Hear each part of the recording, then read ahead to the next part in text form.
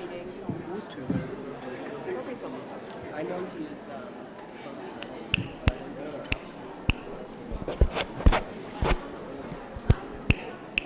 Okay, เขาบอกเสียงเข้า เช็ค เช็ค เดี๋ยวขอหลายคนหน่อยเช็ค one two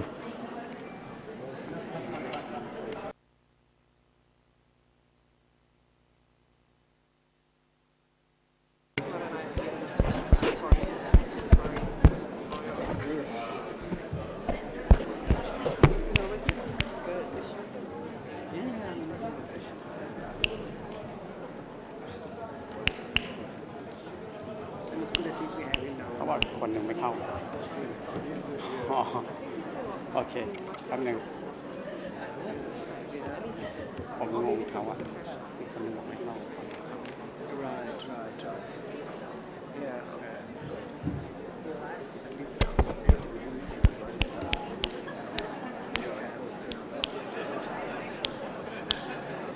But I think this is the first time he's done something like this. Yeah, he's a kind of.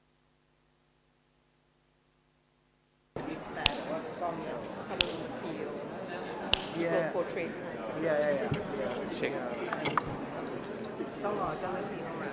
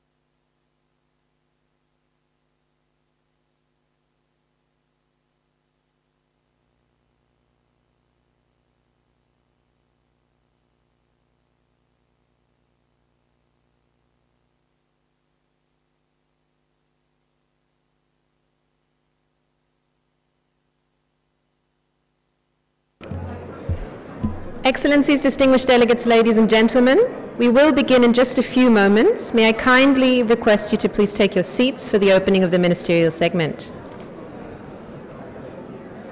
Before we begin, kindly allow me to repeat a few announcements.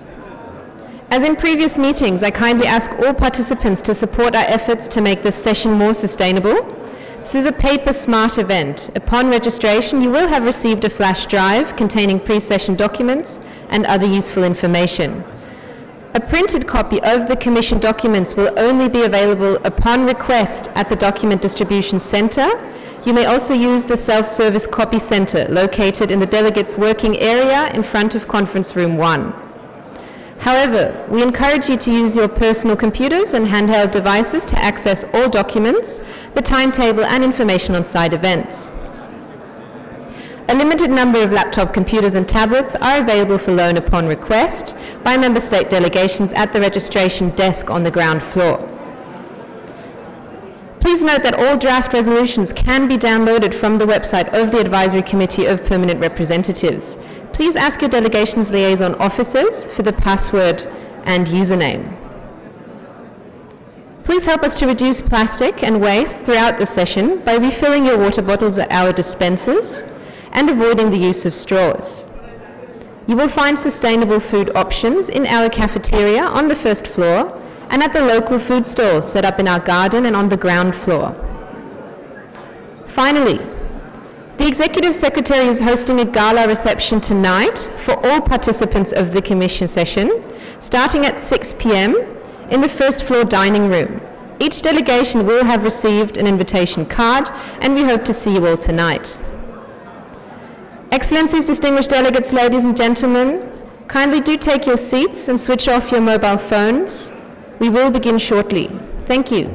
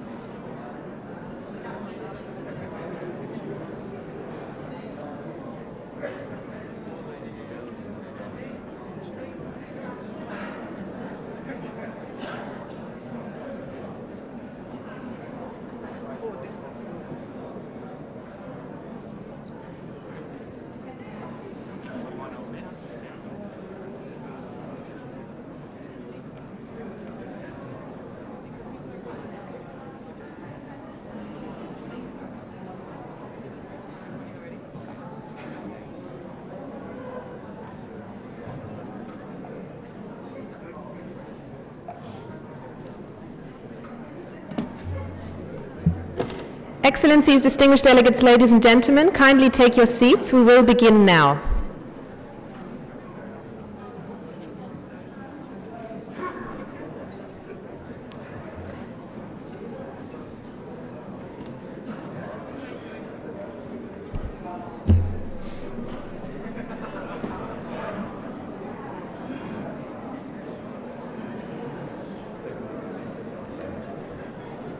They're on this floor.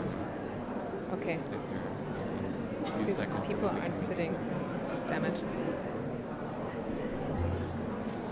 Should I block? Maybe tell them to wait for like 1 minute because people are just sitting down. Marco. Sì, però ok, li puoi rallentare un pochino. Il problema è che la gente ok, sono partiti, niente. No? Okay. Excellencies, distinguished delegates, ladies and gentlemen, good morning and welcome to the 74th session of the Economic and Social Commission for Asia and the Pacific. Kindly take your seats, our special guests are arriving shortly.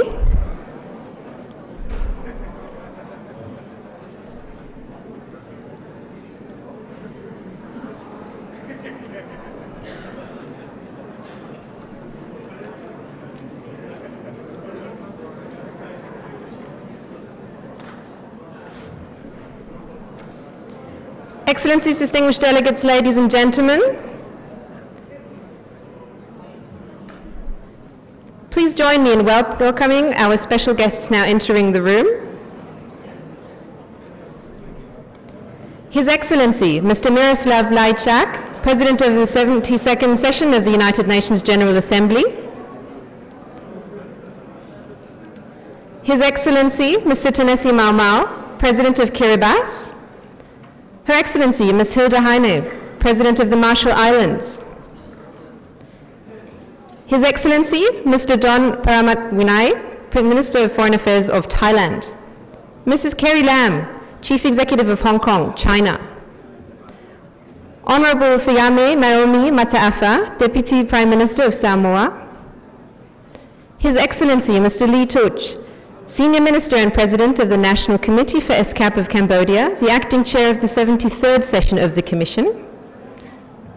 Ms. Shamshat Akhtar, Under Secretary General of the United Nations and Executive Secretary of the Economic and Social Commission for Asia and the Pacific. Mr. Mitch Shea, Secretary of the Commission.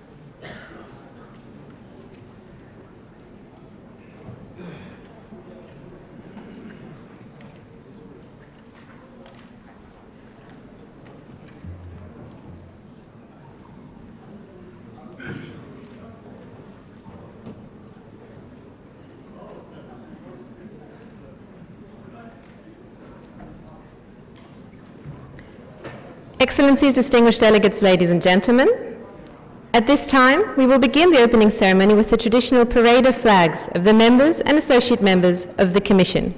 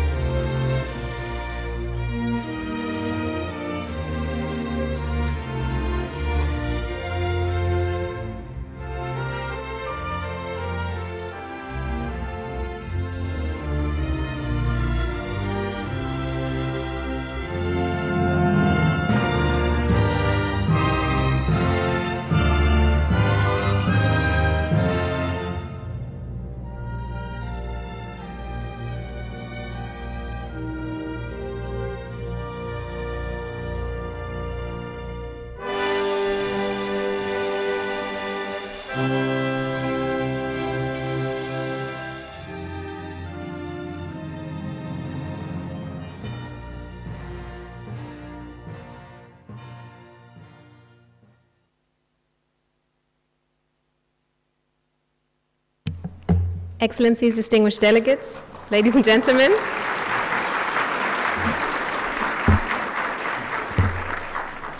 May I now request His Excellency, Mr. Lee Tuch, Senior Minister and President of the National Committee for ESCAP of Cambodia, the acting chair of the 73rd session of the Commission, to preside over the meeting. Thank you.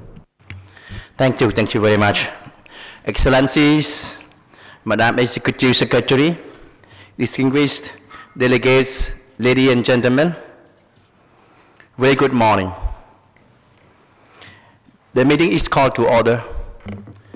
It is an honor and privilege for me to be present here today and on behalf of the chair of the 73rd session to preside over the opening of the 74th session of the Commission. Before we move into today's agenda, please allow me to say a few words about the past year in the work of the Commission.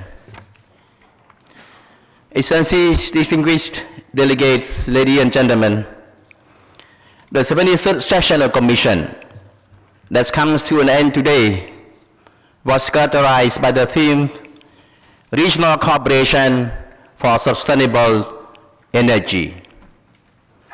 At the regional level, the demonstration of commitment in attaining Sustainable Development Goal 7 saw the adoption last month of the Ministerial Declaration on Regional Cooperation for Energy, Transition towards Sustainable and Resilient Societies at the second ASEAN and Pacific Energy Forum. In the past 3 years, after the adoption of the 2030 Agenda for Sustainable Development, countries has indeed started translating their commitments into strategies and actions to strive to keep the promise of a more sustainable, safe, and equitable world.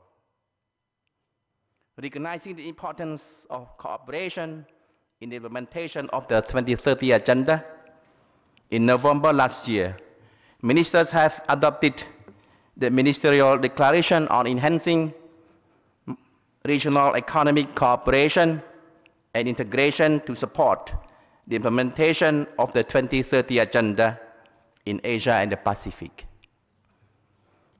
Countries have also emphasized their commitments to promote the environment and sustainable development in the region with the adoption of the Ministerial Declaration on Environment and Development for Asia and the Pacific in September. The Commission has also continued to work in new domains with active deliberations at the inaugural sessions of the Committee on Macroeconomic Policy, Poverty Reduction, and Financing for Development.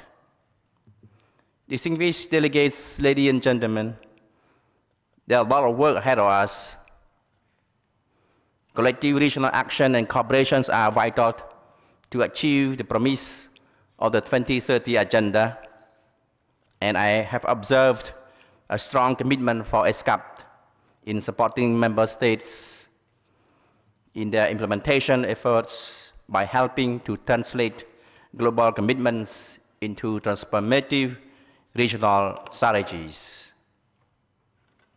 I look forward to our deliberations at the 74th session on the key issues of inequality. Our region has made great strides in economic growth, but that has led to a widening gap both within countries and between countries.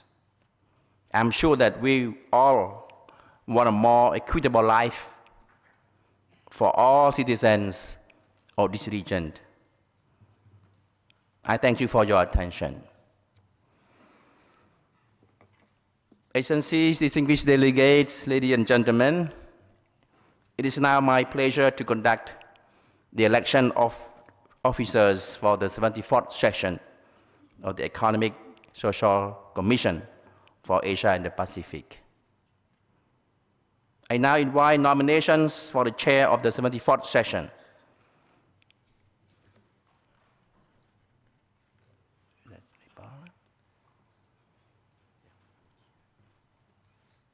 Okay, thank you. I recognize the distinguished delegate from Nepal.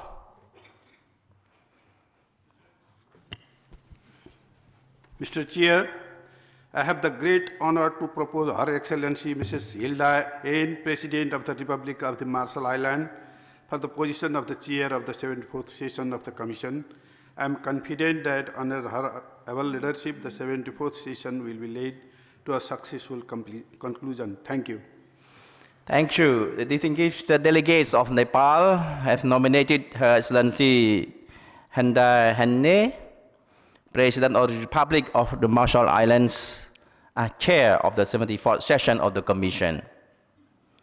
Would any delegation wish to second the nomination?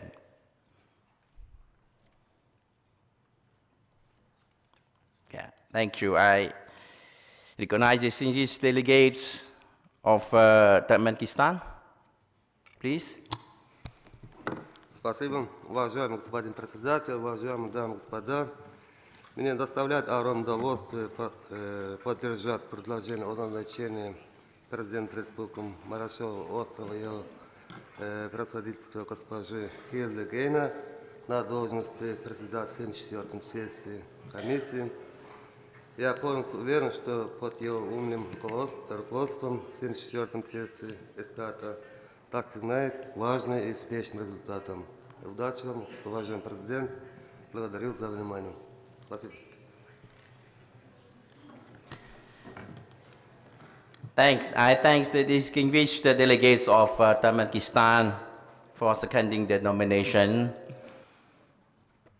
The nomination of Her Excellency Hilda Hain, President of the Republic of Marshall Islands, as Chair of the 74th session of the Commission, has been proposed by distinguished delegates of Nepal and has been seconded by the distinguished delegates of Turkmenistan. Are there any other nominations for the chair of the 74th session?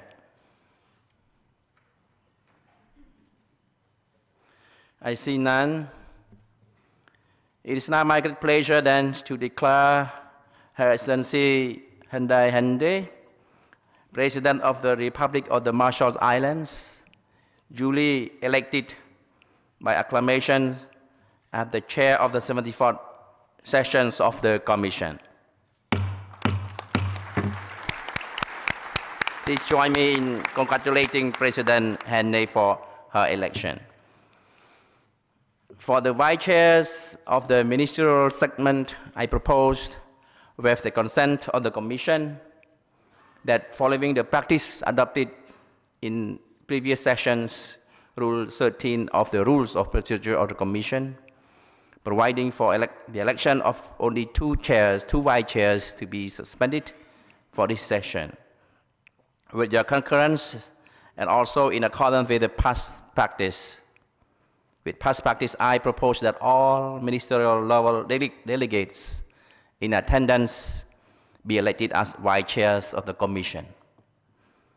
If there is no objection, it is so decided.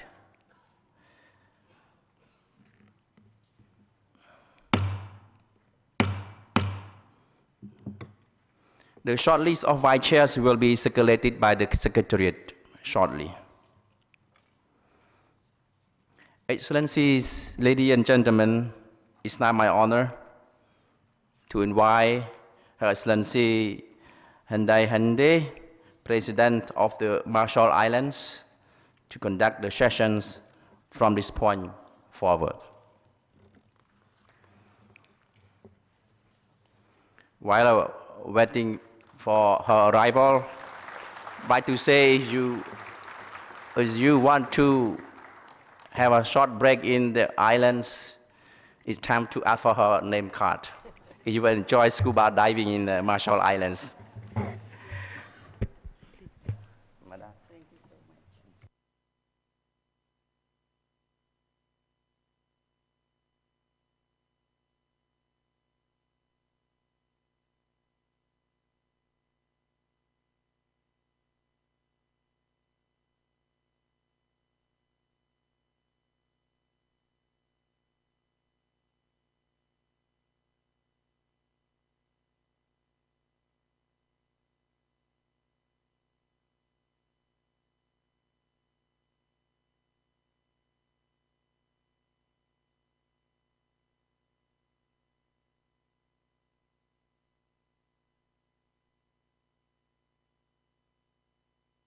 Mr. Miroslav Lajcak, President of the 72nd Session of the United Nations General Assembly, Your Excellency, Mr. Chanis Mau, President of the Republic of Kiribati, Mrs. Carrie Lam, Chief Executive of Hong Kong, China, Dr. Han Seung-soo, Special Envoy of the United Nations Secretary General for Disaster Risk Reduction and Water, President of the 56th Session of the General Assembly, and former Prime Minister of the Republic of Korea.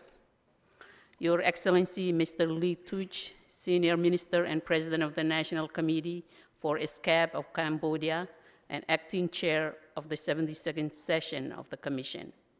Your Excellency, Mr. Dan Pramudvinai, Minister of Foreign Affairs of Thailand, Ms. Samshad Akhtar, Undersecretary General of the United Nations and Executive Secretary of ESCAP, Excellencies, distinguished delegates, ladies and gentlemen, I thank you for the confidence placed in me and the great honor that you have bestowed on my country and on me. Together with my colleagues, the Honorable Vice Chairs, I shall endeavor to do my very best to discharge the responsibilities of serving as your chair with the support of the ESCAP Secretariat. Please allow me to say a few words at this time.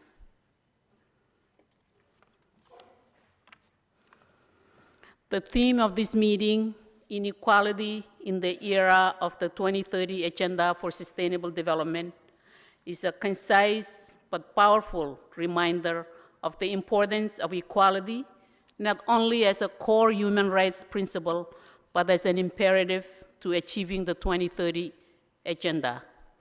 This meeting, therefore, gives us an opportunity to reflect on the vital role that multiculturalism and technological innovation can play to help us to implement the Sustainable Development Goals and realize inclusive and equitable development for all. There is no shortage of global and regional commitments to combating inequality. Equality is both a standalone goal, SDG 10, in the Sustainable Development Agenda, and is a cross-cutting issue. It is central to SDG 5, and it lies at the heart of the commitment to leave no one behind. For small island states, including the small island states of the Pacific, the Samoa pathway emphasizes inclusive and equitable growth, reducing inequalities, promoting gender equality, and fostering equitable social development and inclusion. In the Pacific sub-region, political leaders have made a number of high-level commitments to improving gender equality and social inclusion.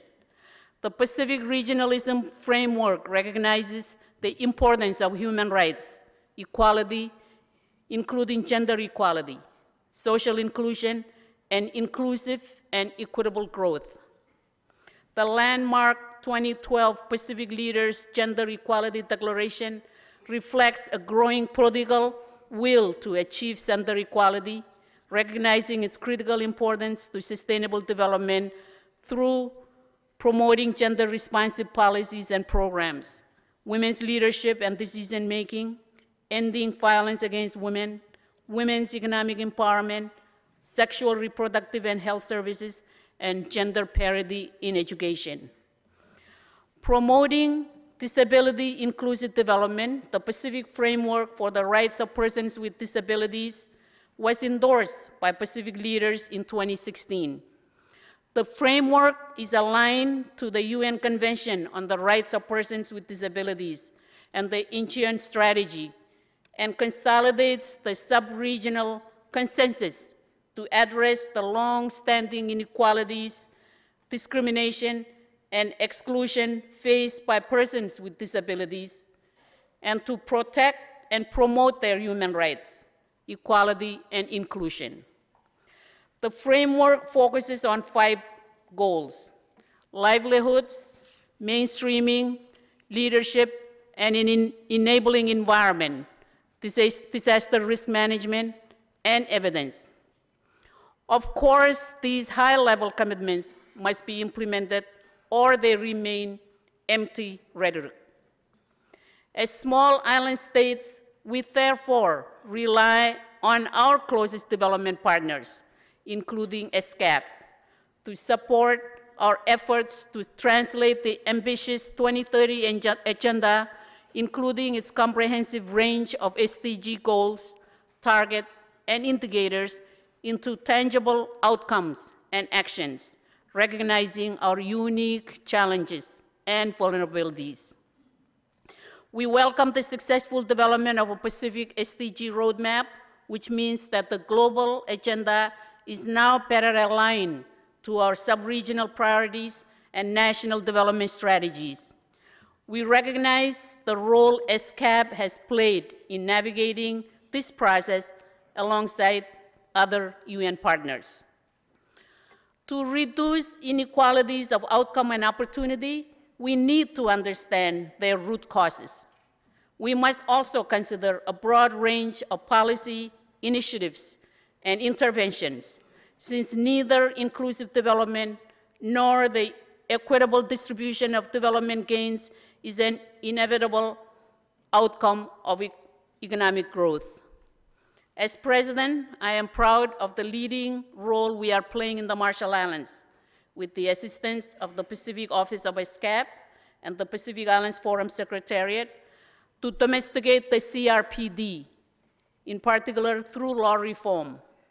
Through this important partnership, we are now drafting amendments to some 90 or more pieces of legislation to improve harmonization with the Convention and generally mainstream disability rights. Climate change exemplifies the inequality of impact or group-based inequality. Its development impacts are severe and disproportionately felt by small and fragile Pacific Island states, including my own country, the Marshall Islands. This is despite our negligible contribution to global carbon emissions, just 1/4 of the global average. Pacific Island states continue to play a leading role in the struggle to curb emissions, acutely aware of how high the stakes are and the cruel irony that we should be paying such a heavy price for the excesses of others. We are fighting for our survival, for the survival of our homeland, and for the future of our children. However, with global support and the implementation of our commitments to Paris Agreement, inequalities of size and power do not necessarily determine all outcomes. The negotiations and outcome of the recent International Maritime Organization meeting in London are testament to that, as well as to the important role that multiculturalism can play to reduce inequalities and promote sustainable development. In particular, the adoption of the first strategy to cut shipping emissions is a welcome commitment to the reduction and eventual phasing out of emissions from international shipping, including a pathway of CO2 emissions reduction consistent with the Paris Agreement temperature goals. This may not be all that we wanted, but it still marks an historic achievement for small states like my own that there is now a climate strategy for the international shipping industry. We are grateful that we now have a sectoral cap, clear targets, and a commitment to reduce emissions in line with the Paris Agreement. Thank you for the honor of participating in this opening session of the 74th ESCAP Commission. I look forward to the deliberations that are to follow, as well as to future opportunities for advancing the 2030 agenda in collaboration with ESCAP. It is incumbent on us to explore new and effective ways of reducing all forms of inequality. This is critical to achieving the objectives of the 2030 Agenda and to honoring the pledge we have to leave no one behind. Thank you, and com moltada.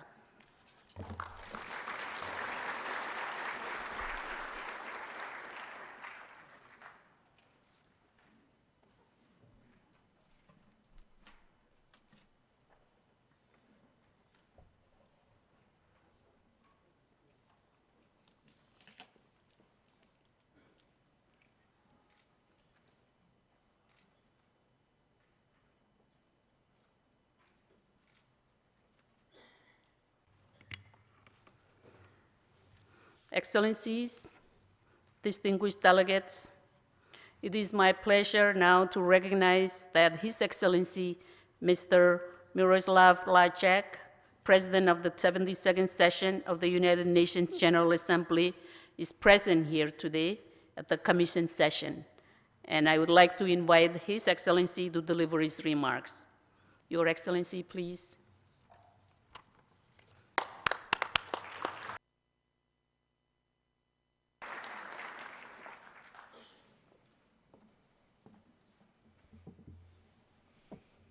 Your Excellencies, distinguished guests, ladies and gentlemen. Before I start, I want to express my sincere condolences to the government and people of Indonesia. The inhumanity of Sunday's terrorist attack has shocked us all, and we all stand in solidarity with you. Excellencies, ladies and gentlemen, it's an honor to be here at the 74th session of the Economic and Social Council for Asia and the Pacific. And I want to thank ESCAP members for inviting me to address you. And I also want to congratulate President Heine of the Marshall Islands for her nomination as the chair of this session. In 2015, we made a promise. We committed to leaving no one behind. And the theme of this session is a stark reminder of our promise: inequality in the era of 2030 Agenda for Sustainable Development. Inequality is part of the fabric of the Sustainable Development Goals. Not only does it have a whole goal, the SDG 10, dedicated to it, but it is also a driving force behind the entire 2030 Agenda. Because if we keep our promises, if we implement all 17 Sustainable Development Goals, we can make the world a more equal place. And as we talk about how to do this today, I want to make three main points. The first is that inequality is still very much a part of our world.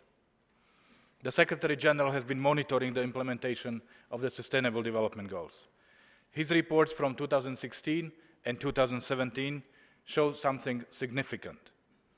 Progress in reducing the gaps within and among countries has been mixed. Let us look here at Asia and the Pacific. This region has been one of the fastest growing economies in the world. In 2014, it accounted for 40% of the global economic output. And it has been a leader in poverty reduction. Despite less inequality between countries of the region, however, the gaps within them have risen. In fact, despite the overall progress, nearly 400 million people are trapped in poverty. Similar and worrying trends are being seen all over the world. For example, OECD countries. In 2017, people in these countries were living better lives than before. Yet, this has not been the same for everyone. For example, migrants face many hurdles in reaching the same standards of living as others in their host communities. And economic progress has not reached every layer of the society. This is inequality. It is a fact, and we need to address it. Not just because it is the right thing to do, not just because of the suffering and the inhumanity which comes from big gaps between rich and poor, but also because it is a smart move for us all.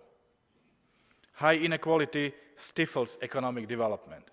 It makes growth spells shorter, and it can cause many other social tensions. So inequality might benefit some in the short term, It might indeed make the rich even richer, but overall, it means that we all lose out. But to really address inequality, we have to look at it in more depth. We need to understand what drives it, what fights it, and what impact it has on the society. And that is what I will focus my second point on. Because inequality does not usually happen overnight. Instead, it grows over time. It can be the result of policies and actions, or indeed their absence. Look, for example, at our environment. When we degrade the environment, our planet suffers. But some are more affected than others. For example, lower-income countries of Asia-Pacific suffer more from air pollution and other environmental issues. And this has an impact not only on people, but also on the GDP of these countries. The same is seen with natural disasters, which can be exacerbated by climate change. They can increase inequalities between countries. Low and middle-income countries have 4 to 5 times more deaths from natural disasters. And this leaves them with a higher emotional and indeed financial toll than others. Conflict is another major driver of inequality. When a country or a region is suffering from conflict, how can it compete with a country or region at peace? It cannot. And now, we know that inequality is in turn a root cause of conflict. And this was a main finding in the recent Pathway to Peace report by the United Nations and the World Bank. It poses the question, why do people fight? And the main answer is given: exclusion, injustice, and inequality. We must also focus our attention on migration. Here, we need to ask ourselves, if the world was equal, would we still have migration? If people could live a decent life in every country and in every region, would they still move? And actually, the answer is yes. But the difference is that they would be moving out of choice and not out of desperation. So we need to tackle the inequality. Inequality of opportunities, of living standards, of access to healthcare and education that drives irregular migration. But we also need to address the flaws already happening, and we shall do it in a coordinated way. And I'm pleased to say that we are getting there. Negotiations on the world's first global compact on migration are underway. And when they conclude in the General Assembly in July, I'm confident that we will have a document that provides a global response to a global phenomenon. So as my third point, I want to ask, how can we step up and take more action against inequality? And here, I believe we already have the tools. We all have made a promise to leave no one behind. And we have a strong framework to keep it through the 2030 agenda. This includes platforms for monitoring and follow-up. And I'm glad to say that we are using them. Both developing and developed countries have voluntarily shared their own progress in implementing the Sustainable Development Goals. 65 have done so far. 47 countries will present their voluntary national reviews this summer. We also have a development system which reaches into almost every corner of the world. And last week we took a major step to make it even stronger. Negotiations on the reform of the United Nations Development System concluded on the 7th of May. Now the final outcome is being considered for adoption, which will take place next week. And I believe it will mean both more and less. More coordination among various UN actors and agencies. More national leadership. More focus on results. More accountability. More financing solutions and mechanisms. And more impact, which means less inequality for people on the ground. But just because we have the tools does not mean our job is done. There is a lot left to do. For example, we need to tackle frontier issues. And this will mean more focus on technology, which can both drive and combat inequality. We also need to do more to channel support to where it needed most. And here I want to mention the least developed countries. Serious work is underway to meet the target of the graduation of at least half of the LDC members by 2020. The signing off of the LDC Technology Bank was a major step in the right direction. But further support is needed. And that's why we need to generate more dialogue and more action for financing for development. And we need to make our multilateral space even bigger. And this means inviting in new stakeholders. It means listening to the voices we have not always heard on the international stage. Here I'm talking about young people, business representatives, even more civil society actors, and crucially, regional organizations, because we need to learn from their expertise and know-how. And that's why, Excellencies, I'm delighted to be here this morning.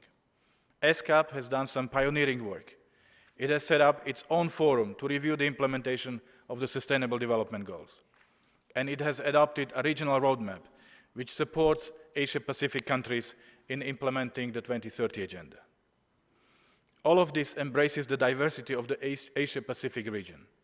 It brings together various priorities, from climate change to connectivity. And it offers a platform for sharing lessons learned and mobilizing support. This is multilateralism in action, and it is something we need to see more of. Since the end of the Second World War, we have built up a remarkable system. It is based on cooperation over conflict, on the idea that when we work together, we all win. And in 2015, it brought together leaders from across the world to promise to do things differently and to leave no one behind. We have all the tools we need to keep this promise. We have the plan, and we have the framework. Now it is up to us to use them together. Let's make sure we deliver on this noble promise.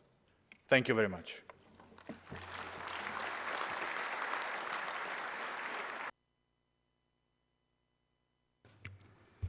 Thank you, Your Excellency.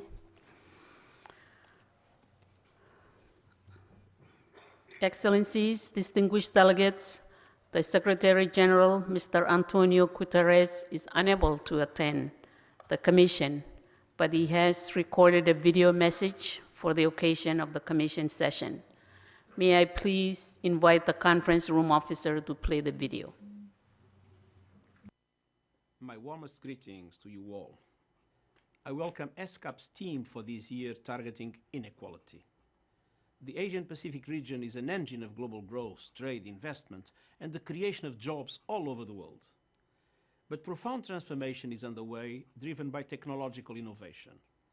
And the challenge is to ensure that this transformation is for the better and takes everyone in the Asia-Pacific region with it. Growth must contribute to more equitable, resilient societies and a healthier planet.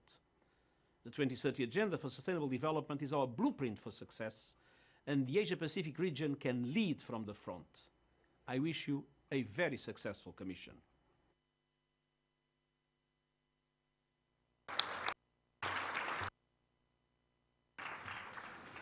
Excellencies, distinguished delegates, the Deputy Secretary General, Ms. Amina J. Mohammed, also has recorded a video message on the theme topic of the 74th session of the Commission.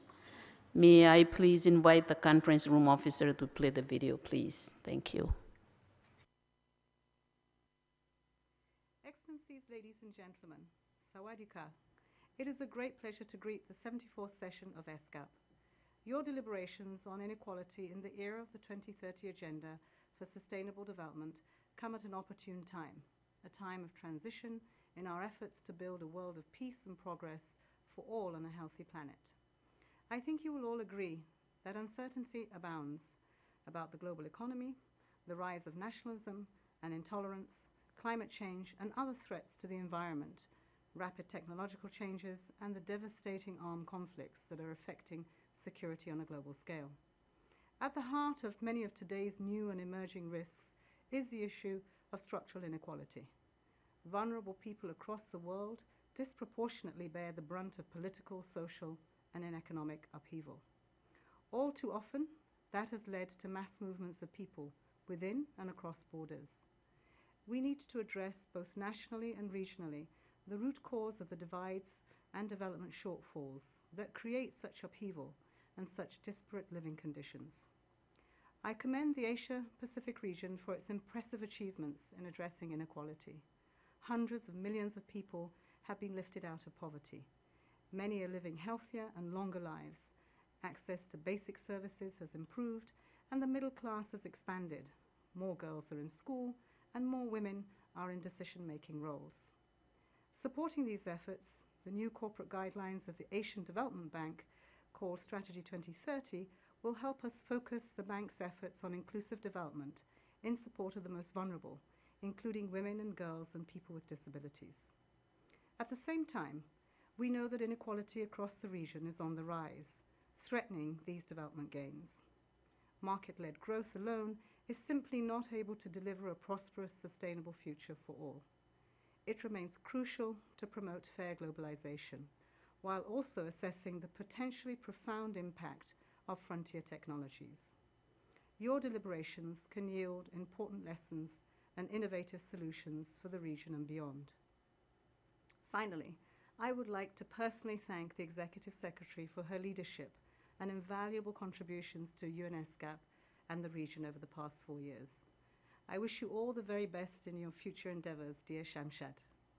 And I also wish all of you well as Asia and the Pacific pushes ahead with its efforts to ensure social justice and to uphold our shared promise to leave no one behind. Thank you.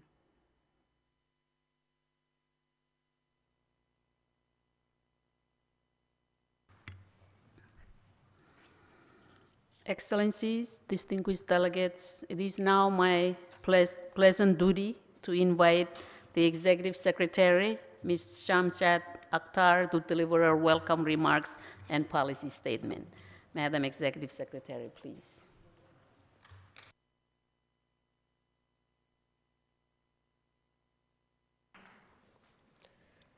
Excellencies, distinguished delegates, it's an honor to have you all here and look forward to very intense deliberations moving forward. So, formal welcome to the Economic and Social Commission for Asia and the Pacific. This 74th session is held at a pivotal moment. You have heard a lot from others. There's increasing talk of the unraveling of globalization, which risks fracturing a shared narrative that has supported prosperity for decades. With the gap between rich and poor widening, the erosion of potential productivity and growing threats from climate change our region is grappling with is considerable. Yet, Asia-Pacific's growth and trade story have been spectacular.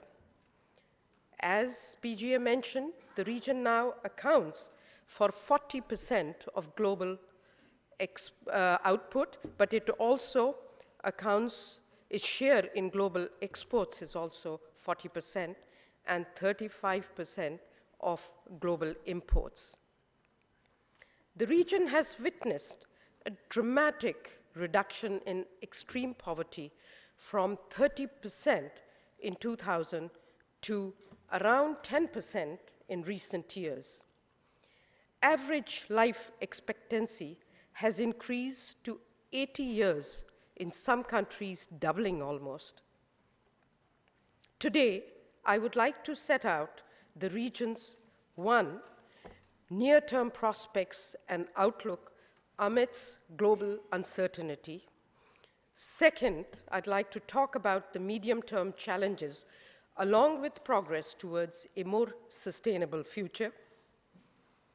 Number three, I'd like to talk about the region's emerging policy directions. Number four, I'd like to concentrate on the dynamics of regional cooperation and integration. And finally, make the point and the case for Asia to spur on multilateralism to overcome global governance challenges. Now, everyone's eyes are cast on a few receding trends and shifting sands and their potential impact on the region. Anti-globalization and protectionism are increasing global uncertainty. As these trends unfold, they are disruptive to our economies at the heart of our global value chains. As central banks retreat from monetary easing, interest rates hike will require vigilance. The region's inflationary and exchange rate pressures are now contained, but private, corporate, and household debts built up during the low interest rate period could create financial difficulties should reflationary pressures emerge. This will require us to further tighten our macroprudential regimes. Sustainable development demands can be accommodated through long-term borrowings, as with the exception, a few countries' sovereign debt to GDP ratios are manageable. Global oil prices, they reached $70 per barrel at the beginning of the year, a dramatic rise from $30 per barrel 2 years previously. Oil exporters have learned the lessons from the hit their growth and balance sheets took when oil prices dropped. We have our share of these countries.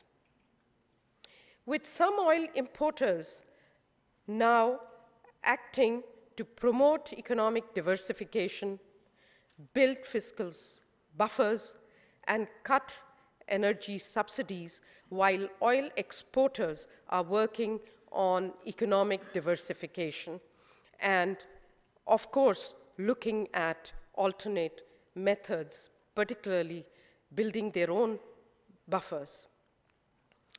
Stable geopolitical conditions are hard to predict, but there is room for cautious optimism, with the Inter-Korean Summit bringing expectations of peace and prospects for economic integration on the Korean Peninsula.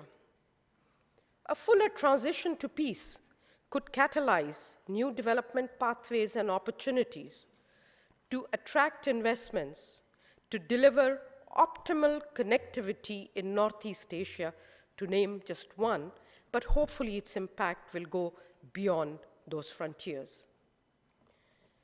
So where are we on our journey to sustainable development? ESCAP's 2017 Asia and the Pacific SDG Progress Report captures our region's progress. The region has mainstreamed SDGs in planning and to some extent in fiscal policies, and established institutional coordination mechanisms. But overall compliance with the 2030 agenda is slow and weak. Only one goal, focused on achieving quality education and lifelong learning opportunities, is on track. Our environmental stewardship falls short. Oceans' health has deteriorated since 2015, as has forest protection. Carbon emissions remain steep. An integrated approach across government is critical. So stepping up our efforts to deliver more balanced, equitable growth must be a priority.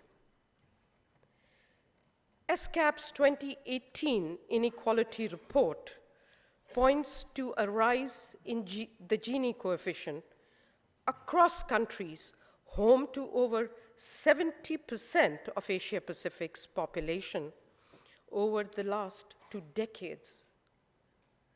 If income inequality had not increased, over 140 million more people would be out of poverty. And basic service accessibility would have been less unequal.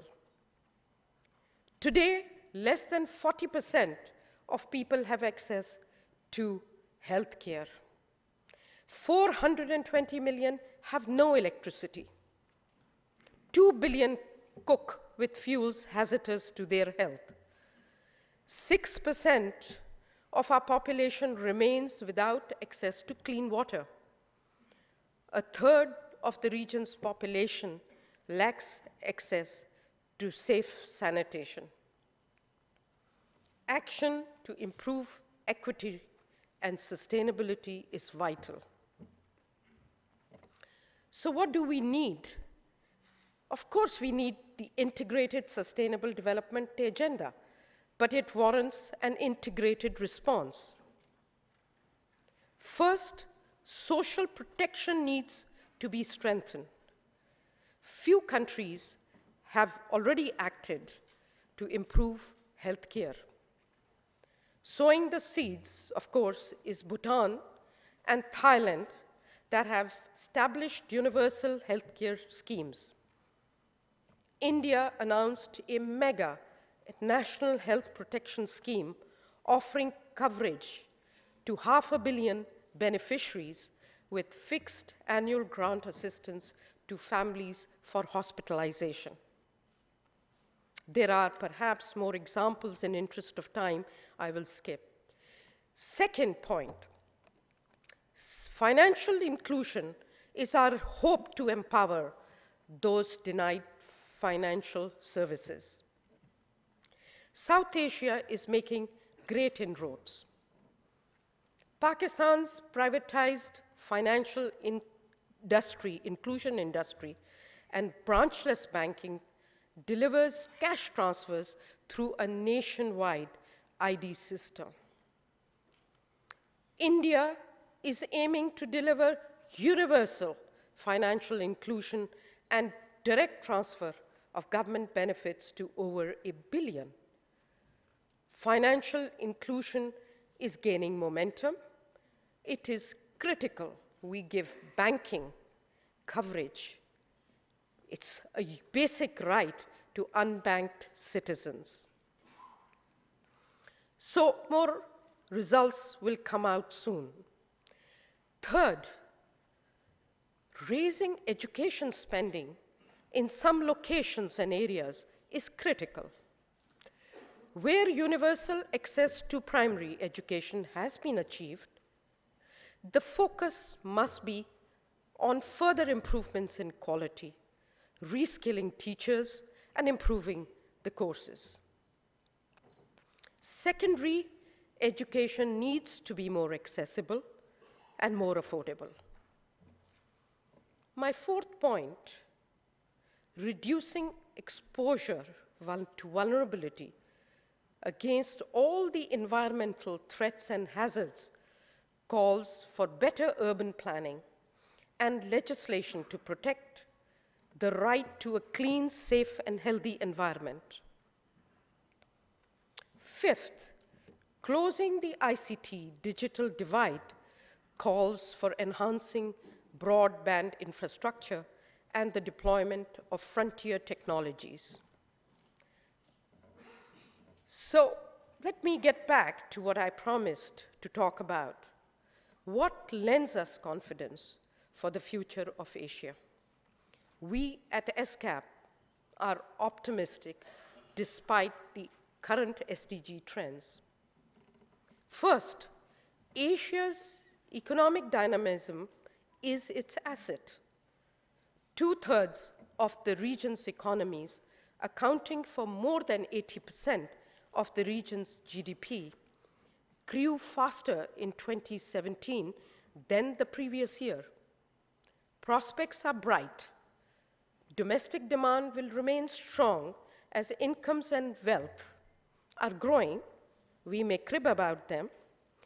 And the middle class is set to reach 3.5 billion. Second, the readjustment of Asia-Pacific economies is happening as we speak. The rebalancing of economies away from export and investment to more domestic-led consumption is underway. Asian leaders have further endorsed the benefits of open, liberal, and competitive regimes at a time when it may be shunned by others. A case in point is Japan's leadership to conclude the comprehensive and progressive agreement for Trans-Pacific Partnership and ongoing negotiations for a regional comprehensive economic partnership. Let us hope that these can facilitate trade flows and overcome a complex web of existing trading agreements. Third point on the future is that backed by regions' cumulative resources, estimated at around 56 trillion, inclusive of savings and reserves, the region has the potential to further rejuvenate investment, not only within the region, but globally. Large-scale, climate-friendly infrastructure investment, close to 26 trillion, is needed. Matching domestic finance and an enabling policy environment is critical to leverage private and public resources and blended resources and expertise.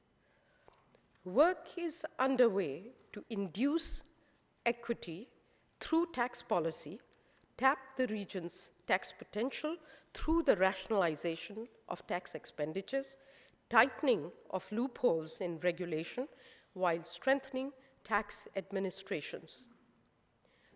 Unfortunately, a large group of countries in our region are still operating around 10% tax GDP ratio, which, as you will appreciate, is insufficient for us to really get to the ambitious SDGs agenda. So what's going on in our region, and I'll be very short on this, a lot is happening. Indonesia, the Philippines, and Pakistan have introduced amnesty programs to mobilize hidden wealth. Corporate and individual tax rates have been lowered in some countries to stimulate investments and take care of equity. India consolidated its goods and services tax, a huge reform to unleash revenues, rationalize tax policy, and enhance its distributive mechanism and impact. Malaysia implemented bold goods services tax in 2015 to offset declining oil revenues. Indonesia rationalized fuel and other subsidies. Russia has embarked on new fiscal rules for resource management of fuel resources. Action is going on in different orders and different types in different countries. Let me move to my fourth prospects point. A revolution in technology is forcing structural shifts in manufacturing, raising service sector contributions to value addition, and delivering sustainable solutions. New technologies such as data analytics, artificial intelligence, Internet of Things, and 3D printing have enhanced the demand for digitization, electronic component, and robots.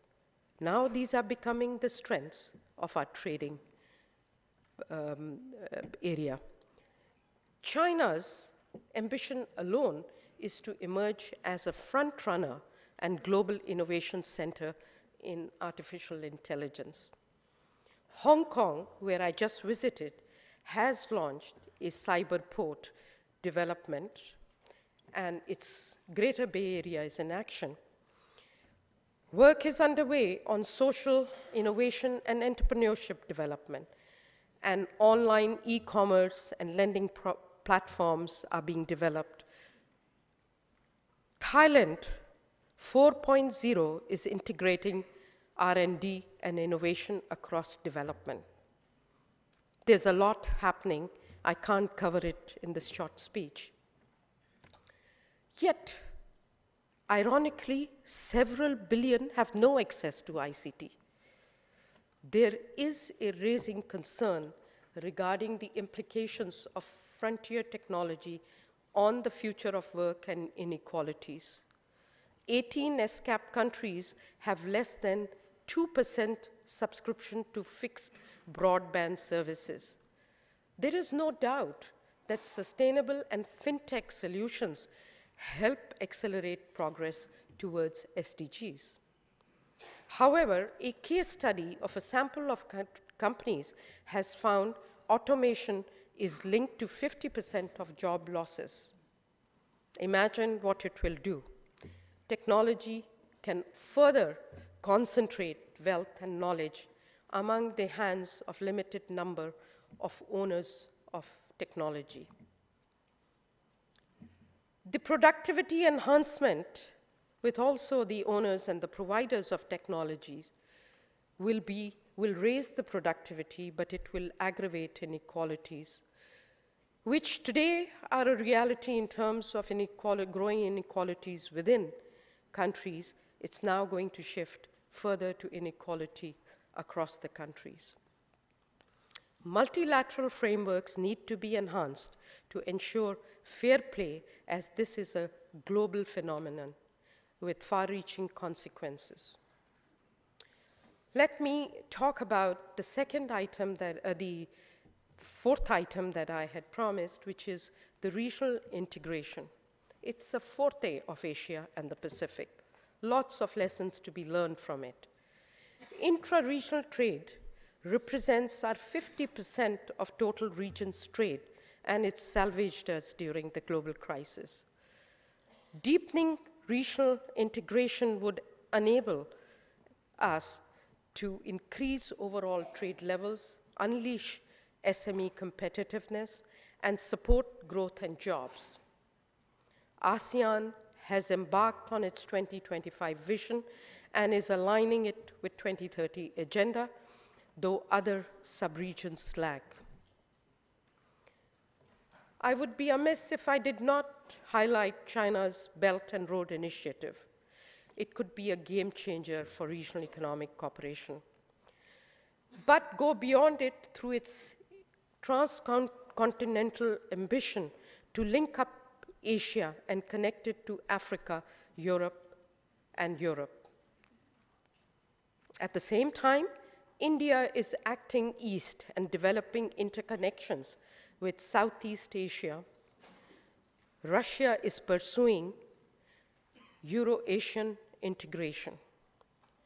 The payoffs of these developments will be realized if seamless multimodality is nurtured within the regional connectivity, so that the missing links of our rail and road networks are built. Regional energy security and sustainability would benefit from enhanced some-regional connectivity, and the enhancement of power grids alone to allow for variable renewable energy across our subregions will help us integrate renewable energies better. Regional market integration could consolidate existing preferential regional trade agreements consistent with multilateral rules. Trade facilitation is fostered by the operationalization of the Asia-Pacific Framework Agreement on Facilitation of Cross-Border Paperless Trade, which has been negotiated on the ESCAP platform. The regional financial integration process, alongside the strengthening of financial systems surveillance to guard against systemic risk, was negotiated at one time at the Asian Development bank platform when I was there. Catastrophe risk insurance, which will depend on how effectively risk modeling can be supported by analytics, frontier technologies, and pooling of sovereign risk. Let me move to my last theme for this commission that we had set. Asia has a role to shape a fair global governance and multilateral system. A report is just out this morning. In the words of President Xi, and I quote, "While recognizing clouds of uncertainty, we must not let our vision be blocked by clouds. But we should dispel the clouds to see the sun." Unquote. Supported by open and liberal regimes, Asia-Pacific economies have reaped substantial development gains from globalization. But post-Second World War, multilateralism has gradually become discordant with the rising frequency and size of crises that have resulted in large financial and job losses. I have personally witnessed the 1997 Asian financial crisis and worked on the rescue of the countries and the pain it brought. And then we have all suffered the global crisis together. Leadership and accountability for shaping the global agenda is weak as the world faces what we are discussing today: rising inequalities of incomes, wealth, opportunities within countries. Second thing that I have touched upon is financial globalization and fragmented global financial regulatory regime. Trust the former central bank governor for this statement, which together could trigger systemic crisis. Third, the multilateral trading regime is not able to deliver its agenda, given the complexity of reaching consensus. Fourth, the multilateral system is not keeping pace with global advancements and challenges, such as the frontier technologies, which will magnify the inequalities among countries soon. Multilateralism institutions are under stress, and environmental and climate change reduction commitments are elusive today because of the dysfunctionality of it. A sense of corroding trust in the multilateral architecture and its institution threatens the implementation of the 2030 Agenda. And I say that as a student of economics. But it is an opportunity to enhance multilateral mechanisms by revisiting their mandates and their members' accountability.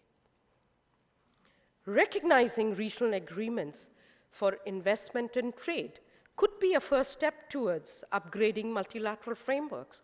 What's happening in our region, I talked about. Strengthening the global financial architecture, including to safeguard against systemic risks, would help deepen global financial flows and not cause the disruptions that the portfolio flows have caused. But to do so requires the political commitment of leaders, and all leaders are on our United Nations platform, as I had never seen before, but have seen for 6 years of my term at the United Nations.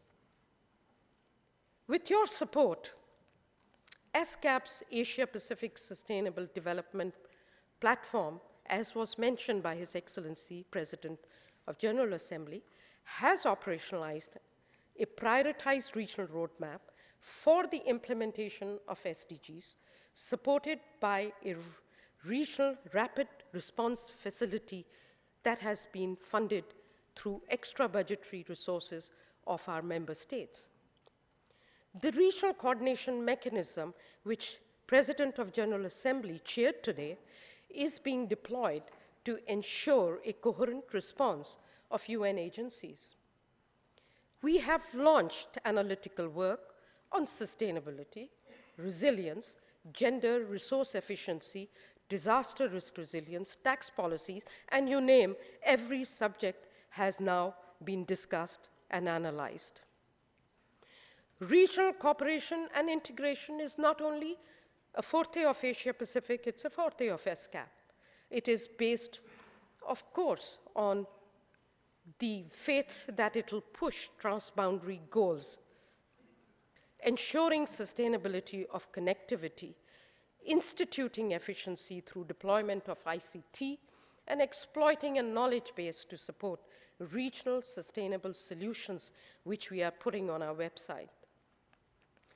We have stepped our work with the private sector too, through the Asia Pacific Business Forum, so generously supported by Hong Kong. Thank you, Madam. ESCAP has developed new partnerships and enhanced the scope of work with ASEAN. The Pacific Samoa pathways are working together. The member states are working together.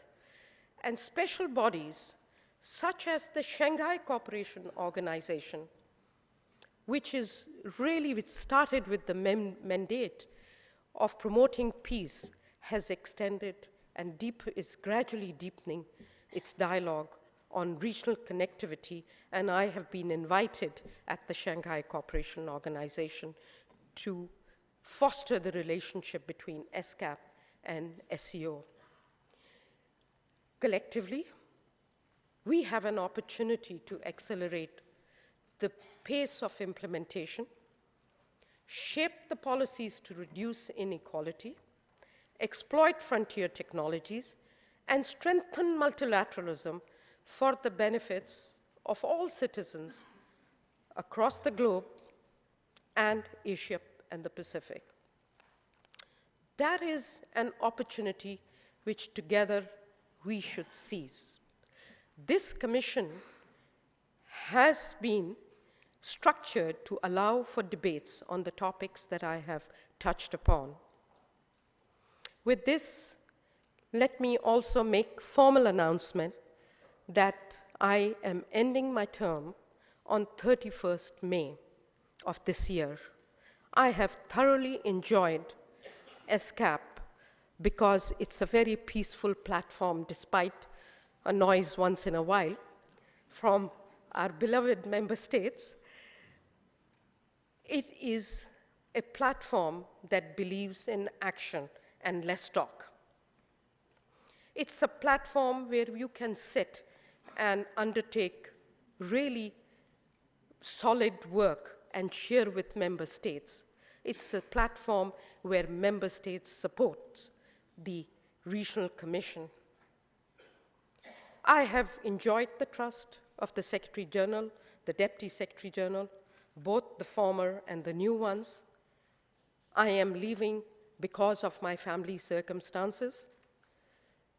I wish my colleagues who have worked tremendously with me in the 4 years to lift the game of the ESCAP. I have trusted them, I have delegated to them, and today, as I will be walking off, I am really pleased that they will be taking the reins in a very responsible manner. So I thank my full-fledged ESCAP team and staff for their trust in me, for working with me for endless hours to deliver what I deliver to you today. Thank you, Mr. President of General Assembly, for being here. This is a real honor for ESCAP. Thank you to our regional leaders, our regional ministers. I have really enjoyed personally working with you. It's not a goodbye to Asia Pacific. My home is Karachi, Pakistan. Thank you.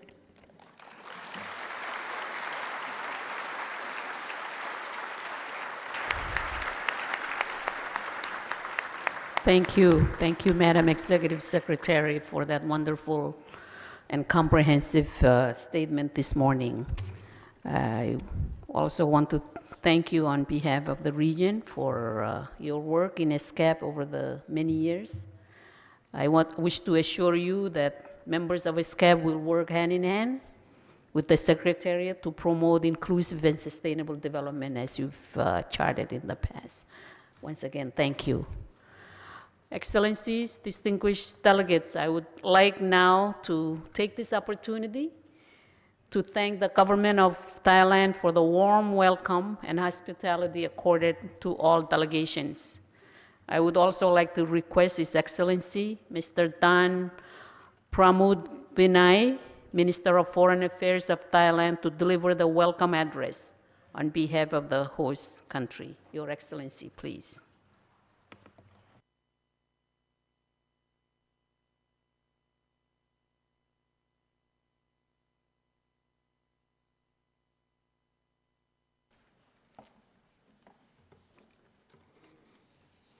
Good morning to you all. On behalf of Thailand, allow me to just sharing with you that this very auspicious day for Thailand, because we are having our holiday. It's our Royal Plowing Ceremony Day, very important for our farmers, in fact, important for us all here in Thailand. Before I begin, allow me also to join our President of General Assembly in extending the condolences to Indonesia for the loss of life through the act of terrorists. And as a member of ASEAN, we certainly stand with Indonesia in solidarity as well.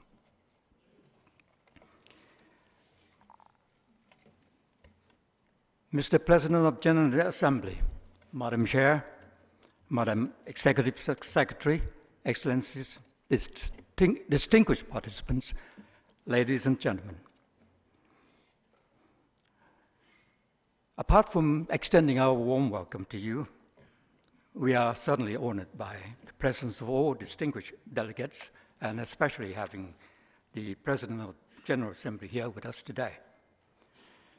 We also appreciate Secretary General Guterres' video message.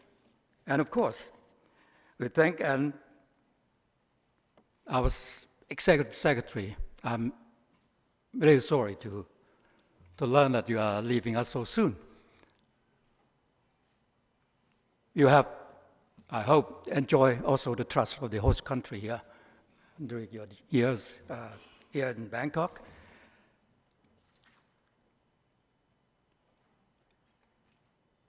Certainly our appreciation goes to your team here for hosting this 74th session of the Commission.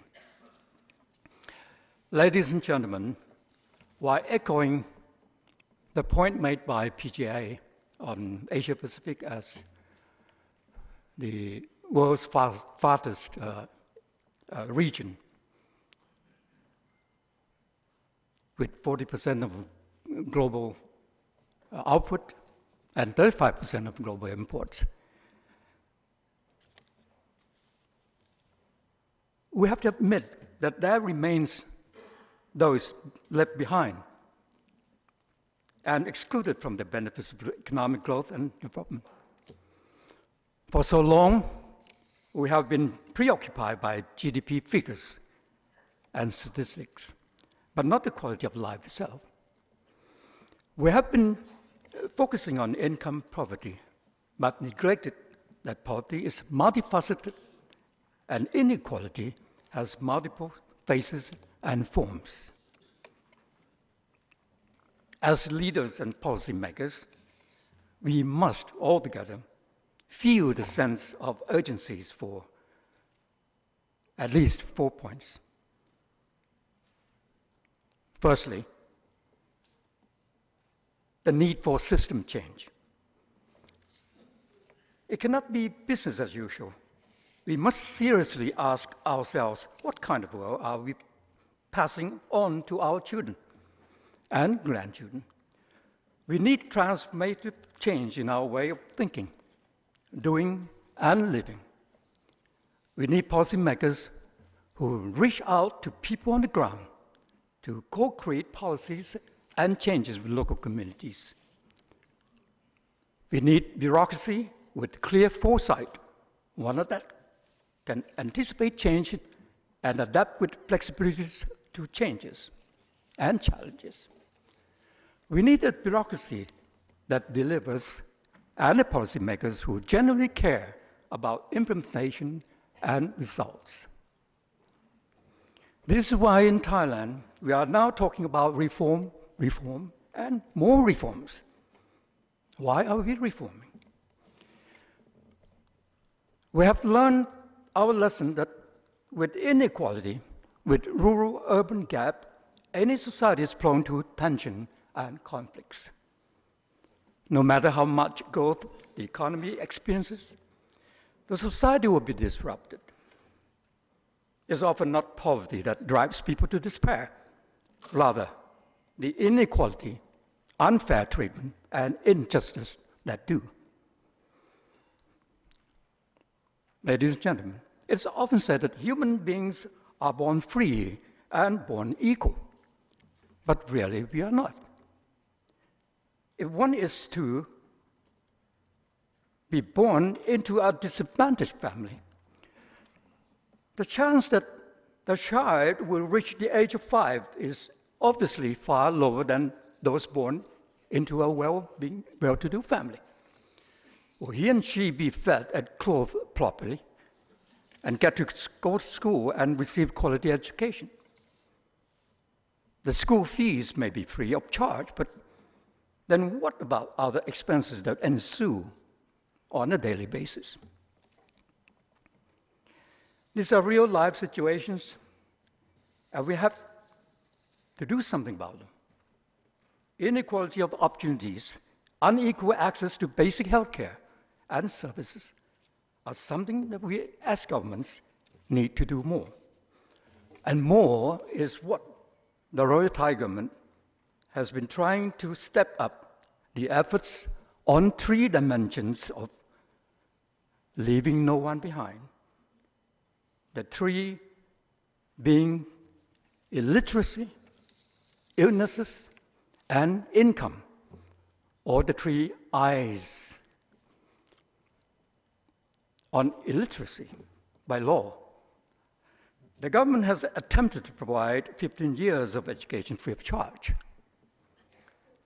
Secondary schools enrollments is at 80.3% of the school-age children. There's yet room for improvement in terms of ensuring quality of education nationwide. The government has also launched the Net Pracharat with the aim of providing IT infrastructure to over 74,000 villages nationwide. The IT connectivity will help spread learning beyond classrooms. On illnesses, as mentioned by the Executive Secretary a while ago, we are quite well known for our universal health coverage, or UHC. 99.87% of the Thai population enjoy the benefits of our UHC scheme. The UHC has strengthened our national health security and prevented over 100,000 households from falling into poverty. We have also provided health care to over 1.6 million registered migrant workers and their dependents through health insurance scheme. This is our belief that health care is fundamental to humans' needs, and that investing in health care is investing in human capital and for the future. After all, healthy populations make a healthy nation. Now, on income, the government has introduced a universal basic income scheme in 2016.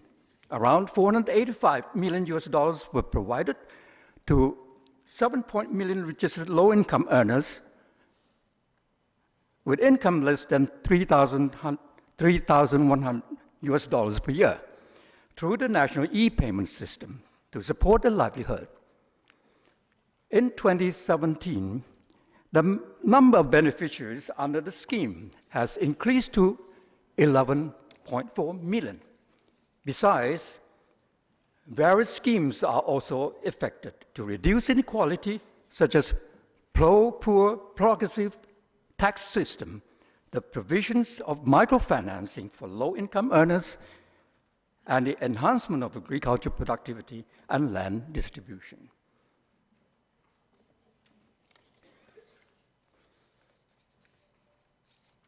Now, my second point is, ladies and gentlemen, reform work cannot be undertaken by governments alone. Everyone needs to take part. That's why we embrace a whole of society approach in the efforts to reduce inequality and achieve the SDGs. A public-private people partnership, or the so-called Pracharat, which I mentioned a while ago, initiative has thus been established to harness resources, knowledge, and wisdom of all sectors of society to come up with effective solutions to people's problems. For example, 12 private companies have joined in the education reform to create model schools and to assist teachers to use modern teaching and learning techniques. Over 25 leading companies have likewise joined in establishing social enterprises at every province to support community products by sharing with communities marketing skills, packaging techniques, as well as logistical solutions and the application of science technology on land use, seed selection, and water resources management. Now, thirdly, STI, the Science, Technology, and Innovation. They should serve to enhance social change and transformation. Thailand's national agency has introduced the Open Government Data as a service platform that will enable access to and utilization of big data for planning purposes for both public and private enterprises. Our ability to innovate will be limitless, while the government will need to provide the right ecosystem for innovation by providing appropriate legal platform and incentives. And this brings me to my last point. The ability to innovate, to thrive, to excel in the face of adversity depends on one's own strength and our collective forces. Empowerment is, therefore, key to our success. Empowerment to rid of illiteracy, illness, and for one to be provided with decent work and adequate income. This will help provide human dignity and a sense of confidence that one can do it and that one is a master of life of his or her own. Excellency, ladies and gentlemen, Thailand stands ready to engage and work constructively with ESCAP and all the members in addressing the region's development challenges in addressing inequality. This year, Thailand is chairing the Irrawaddy Chao Phraya Mekong Economic Cooperation Strategy, the ACMEC Summit next month. This ACMEC comprises 5 countries bordering Mekong River and 2 other rivers as well, as mentioned. And we will take on the ASEAN chairmanship next year. Our commitments to the Asia-Pacific region and to the world remain very, very firm. Just as we start off today our auspicious rice-growing season, the commencement today of the 74th session of UN ESCAP should bring about a very highly successful outcome. I certainly wish that you have a pleasant stay here in Thailand, and certainly with some free time to enjoy some shopping in our marketplace. And allow me, please, to remind you that you are all invited to tomorrow's evening reception at the Foreign Ministry. I thank you very much. Thank you. Thank you, Your Excellency. Before I introduce the next speaker, I would like to yield the floor to Madam Executive Secretary, please. Thank you, Madam Chair. I was hoping to cover this towards the end of the session, but I understand Foreign Minister is leaving, so I had a word to add, which was supposed to be at the closure of this session. I deliberately left out Thailand, thanking Thailand, because I wanted to give it a special place. Mr. Foreign Minister, you have been incredible in your support for ESCAP and for the region. I want to thank Thailand for hosting us for so many years and also being with us on a day-to-day basis to make sure that our conferences are being run in an efficient way. I have not had the privilege of being a tourist here, but hope to come back to Thailand to enjoy its beauty and its food. Thank you. Thank you, Madam Executive Secretary. Excellencies, distinguished delegates, it is now my pleasure to invite His Excellency Mr. Chanis Mamao, President and Minister of Foreign Affairs and Immigration of Kiribati, to address the Commission.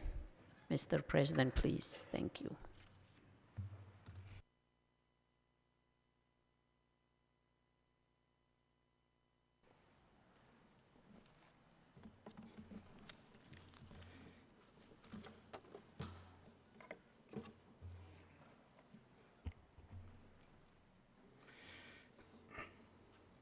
Thank you, Madam Chair. As a prelude to my statements, I would like to say two things. First, to congratulate you, Madam Chair, on assuming chairmanship of this 74th session of ESCAP Commission. I know one day your able leadership, you will be coping with the deliberations of the meeting.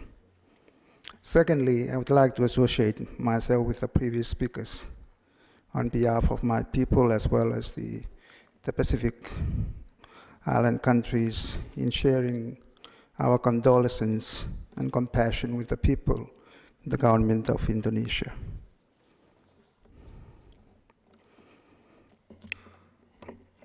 Our host, Mr. Don Paramatwinai, Honorable Minister for Foreign Affairs of Thailand, Your Excellency Dr. Hilda Heine, President of the Republic of the Marshall Islands and the current chair, Your Excellency Mr. Miroslav Lajčák, President of the 72nd session of the General Assembly, representative from Hong Kong, Madam, honorable ministers and heads of delegations, Dr. Shamshad Akhtar, Executive Secretary of ESCAP, distinguished delegates, ladies and gentlemen. I begin by sharing with you all God's peace and blessings, and warm greetings on behalf of the government and the people of Kiribati. In our traditional welcome words, indeed, I'm very honored and pleased to address our Asia and Pacific family on the theme inequality in the era of the 23rd Agenda for Sustainable Development. As we continue individually and collectively on the most difficult but rewarding journey of finding ways and means of making life better for all by 2030. Please allow me to share our Kiribati perspectives at three levels, namely the international, the regional, and the national levels.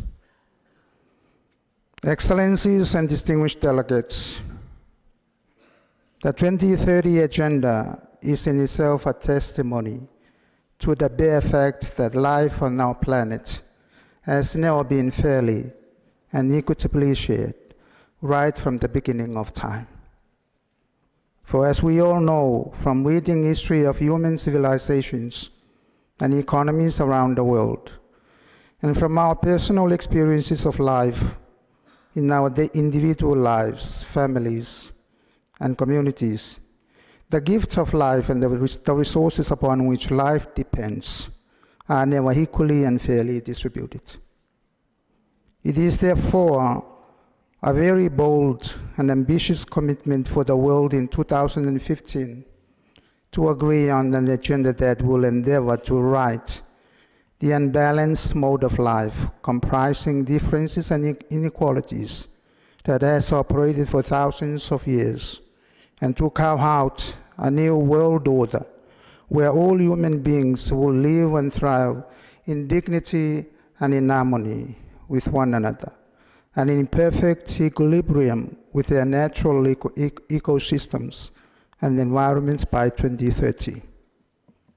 In Kiribati, we do question whether it is really possible to fix these long inequalities and injustices of human existence in the matter of just 15 years, particularly when their existence are deeply rooted to a very large extent in our human nature of greed and selfishness, which in turn leads to human-made systems that have controlled and dominated our global community. It is for this reason that perhaps all along, the answer and solution to inequality lies most predominantly with humanity, and which has the power to change what is needed to resolve inequality. For instance, take resource mobilization. It is a group of people who develop systems and who give final say to have the resources mobilized to where they think best and most needed.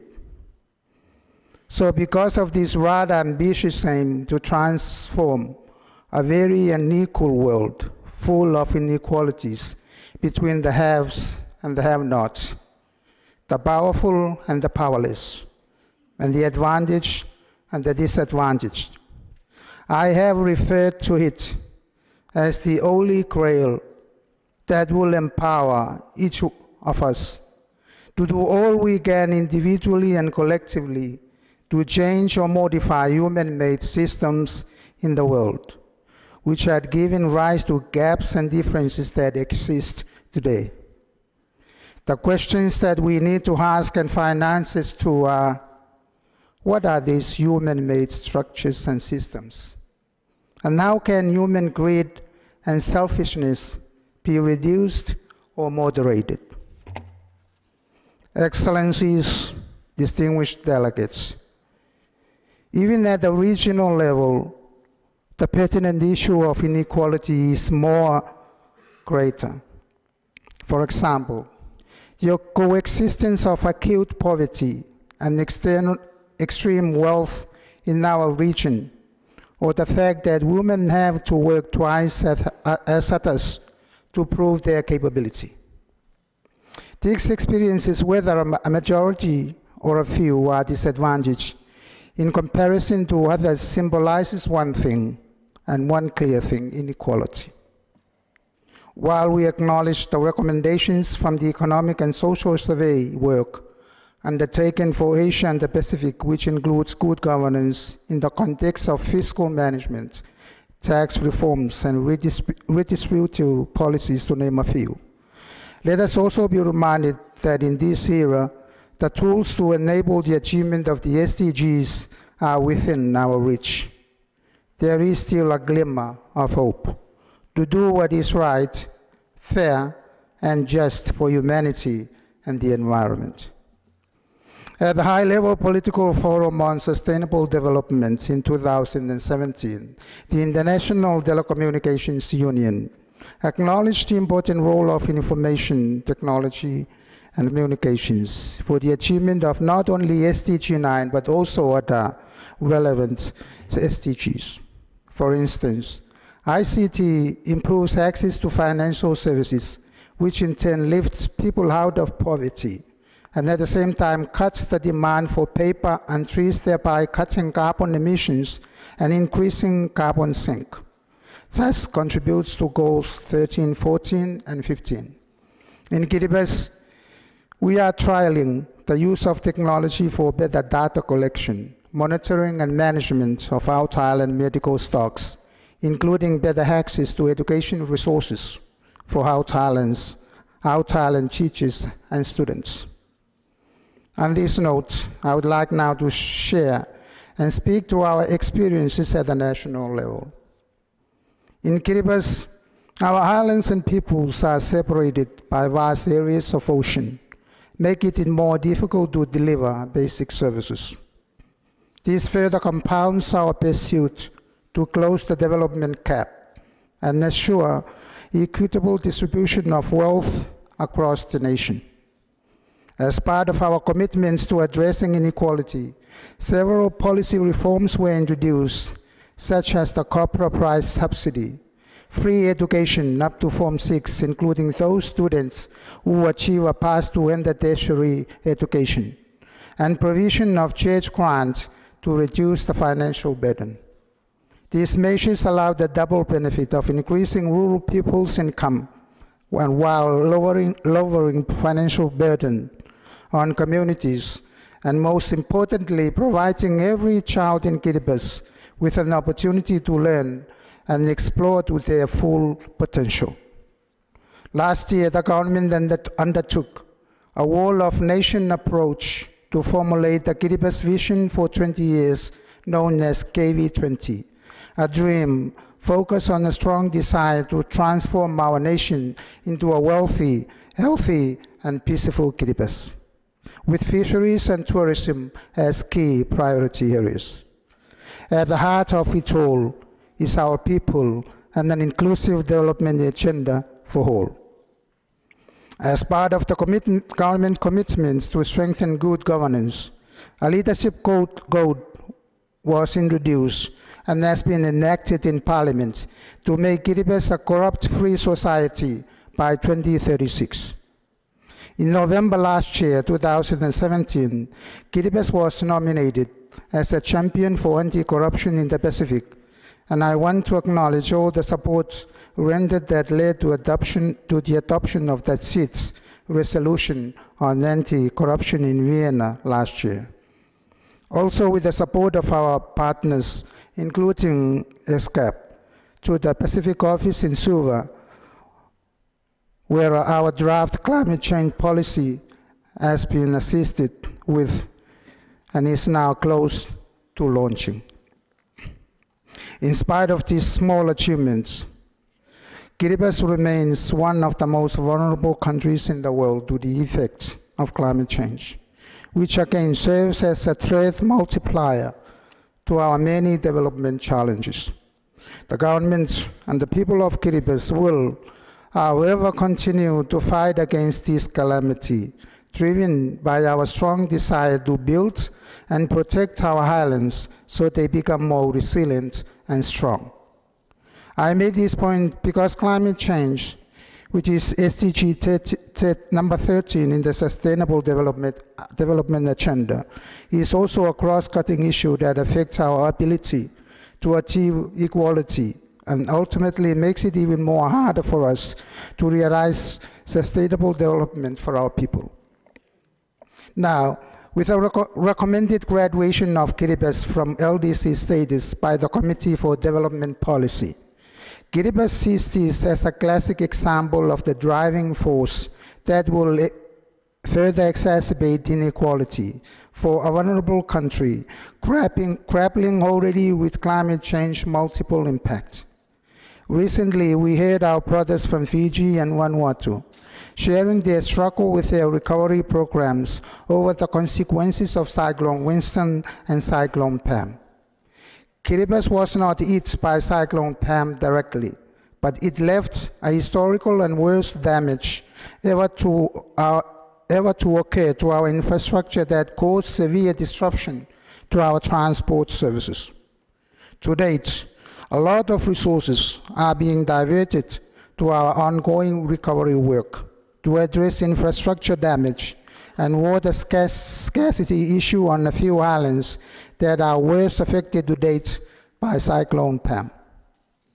At our recent Parliament session, questions relating to climate change impact, such as infrastructure damage, severe coastal erosion, water scarcity, and increased salinity dominated the Parliament's discussions, resulting in additional call for substantial resources to address these most urgent needs. Given the urgency and the ongoing challenge in accessing funds, government has taken an initiative to develop innovative models to finance implementation of urgent climate change work and development priority to uplift the outer islands economies. Next month, we will meet our development partners, and we are encouraged to have received and expressed interest to partner us in our focus priority on the outer islands.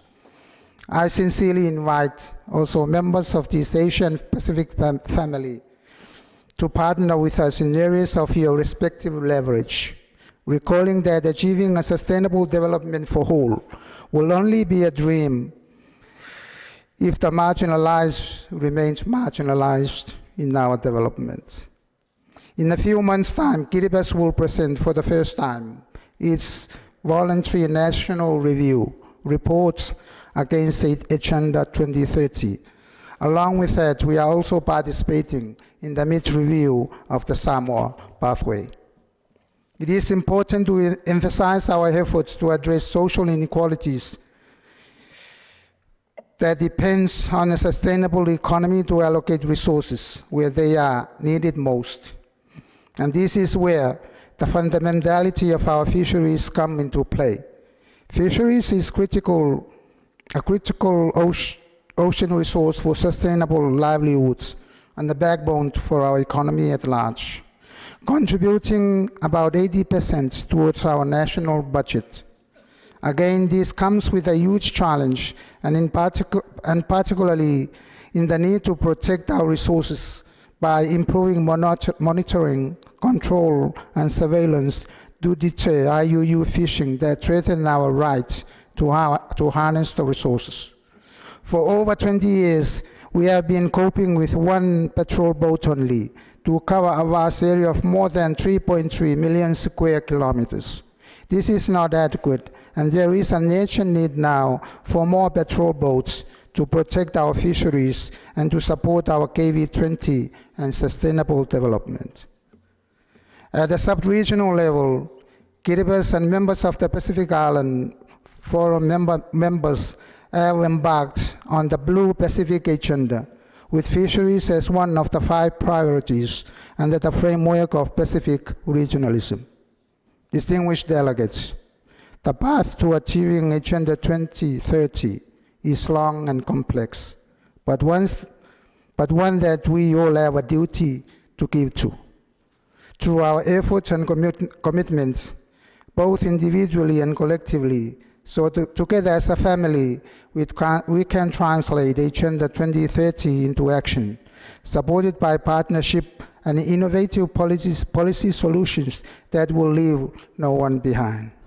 This is not only a moral duty, but a human right and a practical application for us all, so that we can have an economy that works for everyone, or at least an economy that provides an equal opportunity for now for our children and their children's children.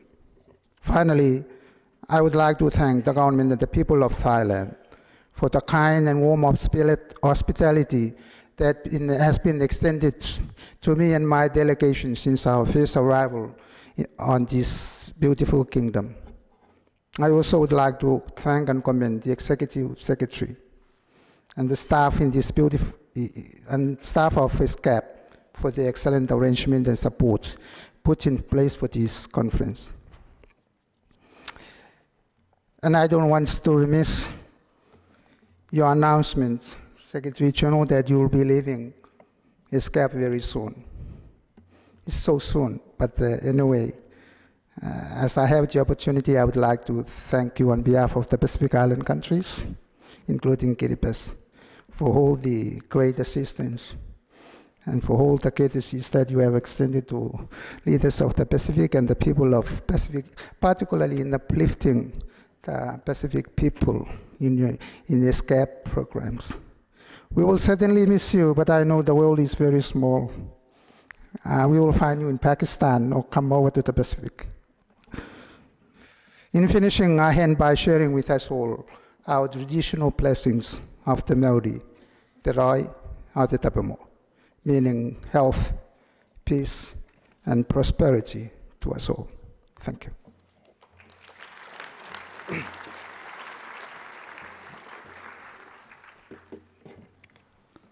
Thank you, Mr. President.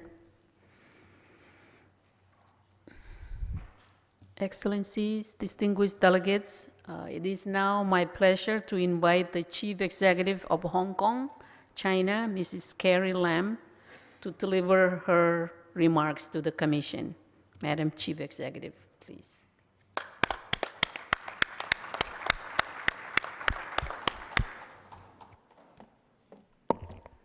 Your Excellency, Madam Chair, Excellencies, Executive Secretary, distinguished delegates, ladies and gentlemen, good morning. It is a great pleasure to join you all at the 74th session of United Nations Economic and Social Commission for Asia and the Pacific, and to have the opportunity to address the distinguished audience here in my capacity as Chief Executive of the Hong Kong Special Administrative Region.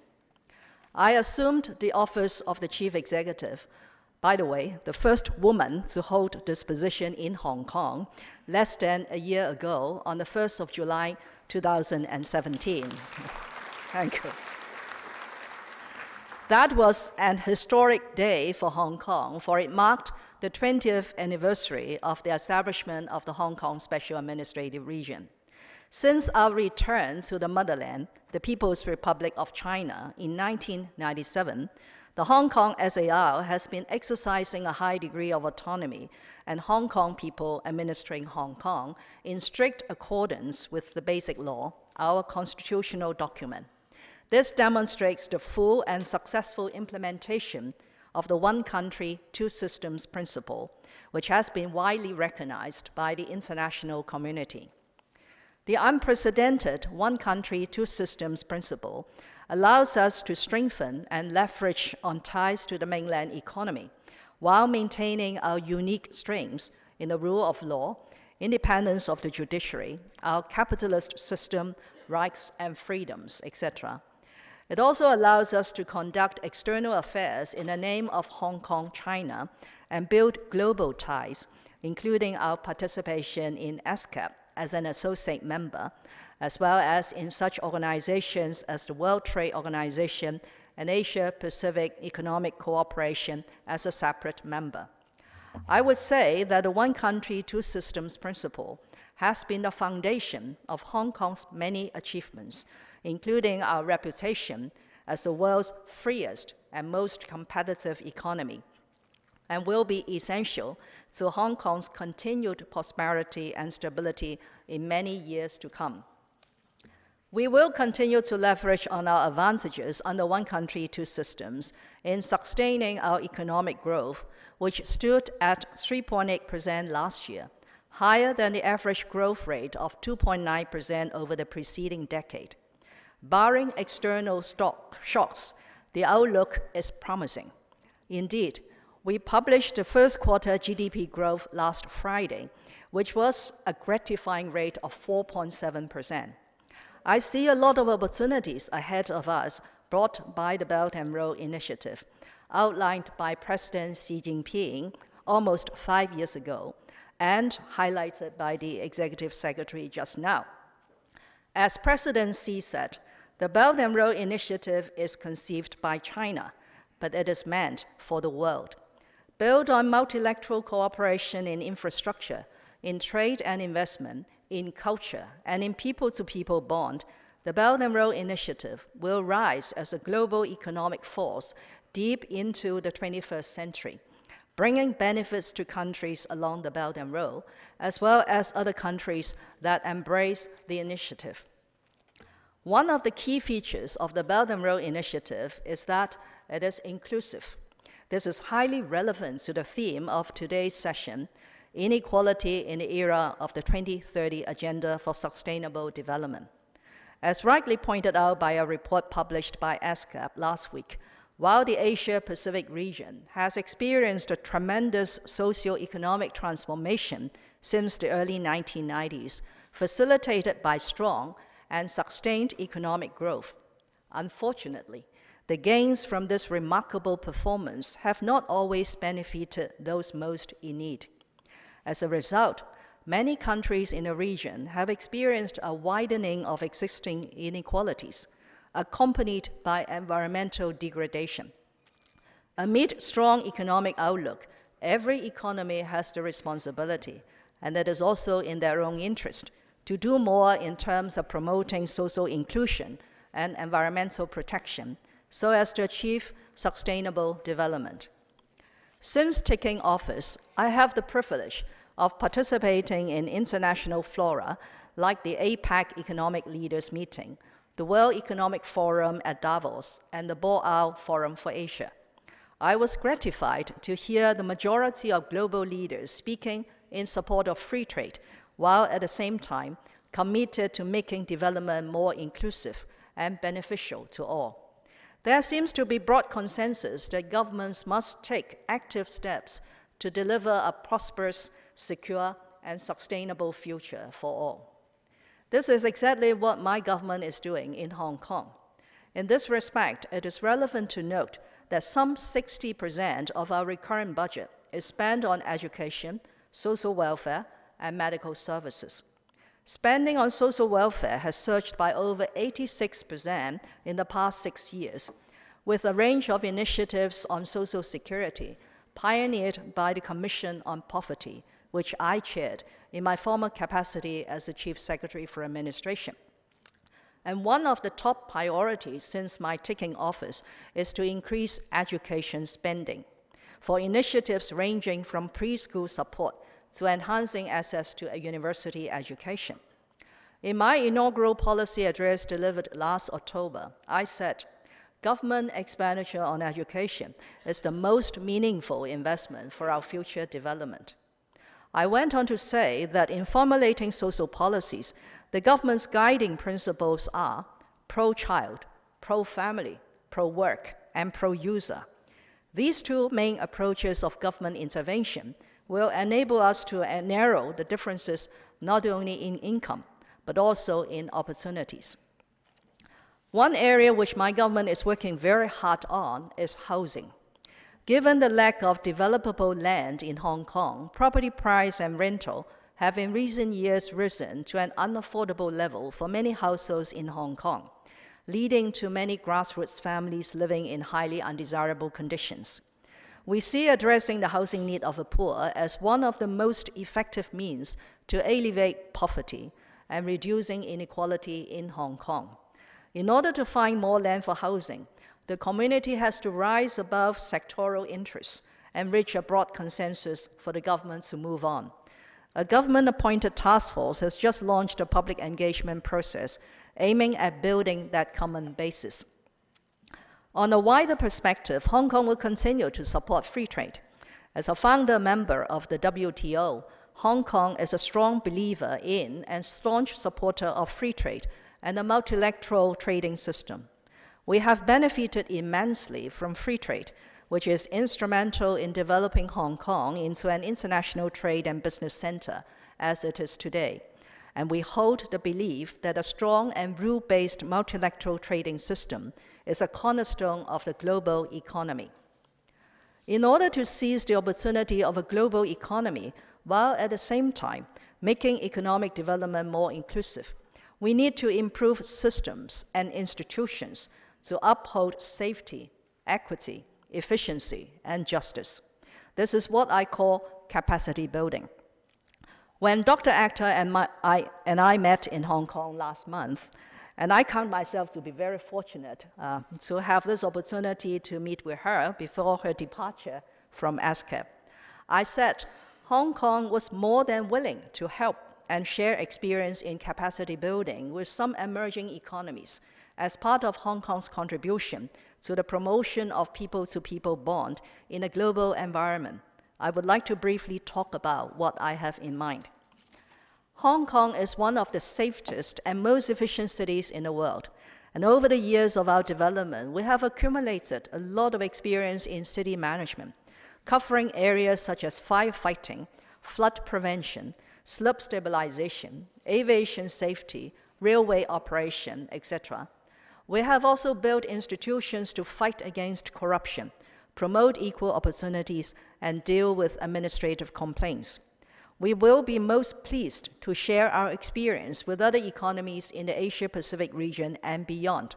In fact, we are already doing that. For example, our Independent Commission Against Corruption has been sharing its rich experience in fighting corruption in Hong Kong with regions and countries along the Belt and Road to enhance their integrity. A group of 22 firefighters from Vietnam attended a 5-day high-rise building firefighting course in the Fire and Ambulance Services Academy in Hong Kong last year. Hong Kong's railway operator, the Mass Transit Railway Corporation, is another good example. The corporation currently operates in Hong Kong a railway network on which about 5.6 million passenger trips are made on a normal weekday. Another 5.6 million passenger trips are made on the rail services it operates outside Hong Kong in the mainland of China, the United Kingdom, Sweden, and Australia. Leveraging on its railway experience, the corporation is now involved in a range of railway construction projects, railway consultancy, and contracting services around the world, as well as operating an MTR academy. Foreseeing the increasing need for highly capable railway-related professionals, the MTR Academy has been established as a global training and research hub. Through its tailor-made training curriculum, the MTR Academy will develop railway executives and professionals in Hong Kong, the mainland of China, and around the world to drive excellence for existing railway operations, railway expansion, and major infrastructure projects in the decades to come. Likewise, our airport authority has also set up a civil aviation academy to nurture aviation management talent. In addition, Hong Kong's professionals, including our engineers and surveyors, architects, designers and planners, together with specialists in financial services, insurance, arbitration, risk management, project consulting, and communications, are highly regarded not only for expertise and competence, but also for their professional ethics and service quality. We expect that the Belt and Road Initiative I mentioned will generate a lot of demand for professional services in order to turn plans into reality. We do encourage enterprises from other economies to partner with Hong Kong professionals under the context of the Belt and Road. We are confident in providing the best services to them and in the process contributing to capacity building. Apart from capacity building, I would also like to stress that as a responsible global citizen, Hong Kong will play its part in protecting the environment. As ESCAP's report points out, environmental degradation is closely linked to inequality, and low-income countries of the region are more exposed to environmental degradation. Natural disasters, which frequently and intensity are increasing due to climate change, also cause disproportionately greater impacts on poorer countries and households, and therefore exacerbate inequalities. Hong Kong has accorded top priority to meeting the commitments formalized under the Paris Agreement. Indeed, we have established a high-level steering committee on climate change since 2016, which coordinates the actions of our various bureaus and departments in combating climate change. The committee has set an ambitious target, a 65 to 70% reduction of our carbon intensity by the year 2030, using 2005 as a base. This is equivalent to an absolute reduction of 26 to 36% of Hong Kong's carbon emissions, and will result in a per capita emission reduction from about 6 tons to 3.3 to 3.8 tons. To achieve this ambitious target, we are adopting a multi-pronged approach. We will, for example, gradually replace most of our coal-fired generation units with cleaner energy sources. We will also encourage the development of renewable energy and implement an energy-saving plan to promote energy efficiency and green building advances throughout Hong Kong. Furthermore, we will strengthen the climate readiness of the city as a whole. That includes cooling the city through such measures as landscaping and wind environment design. The promotion of a use-less, waste-less culture is also crucial to achieving low-carbon living. To that end, we will enhance public education on sustainable consumption and waste reduction, and implement a municipal solid waste charging scheme to encourage behavioral changes. All this and much more are set out in the Hong Kong's Climate Action Plan 2030+, published last year. We live today in a global village and are inextricably linked by threats from climate change, dwindling resources, environmental degradation, and much more.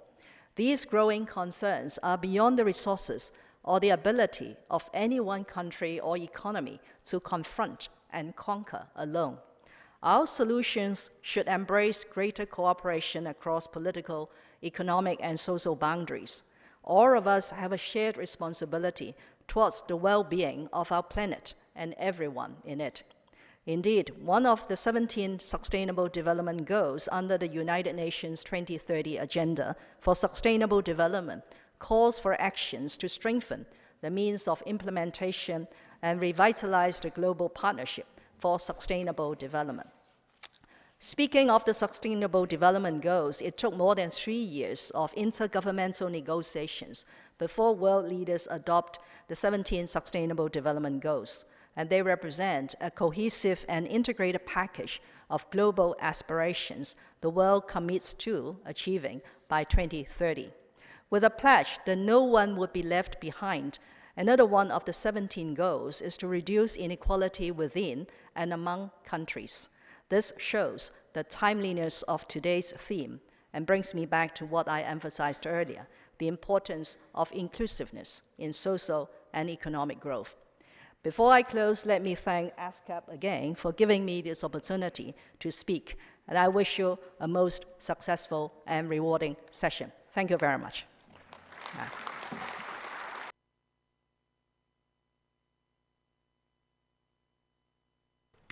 Thank you, Madam Chief Executive, for that very comprehensive and progressive statement on development. Thank you.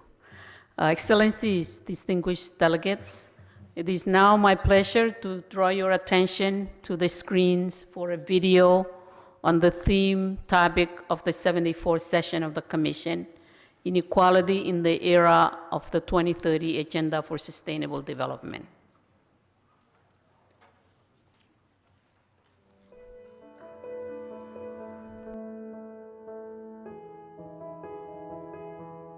Asia and the Pacific has witnessed unprecedented economic growth in recent decades, which have seen an impressive reduction in extreme poverty across the region. For instance, the number of people living in extreme poverty has declined from 29.7% in early 2000s to 10.3% in the early 2010s.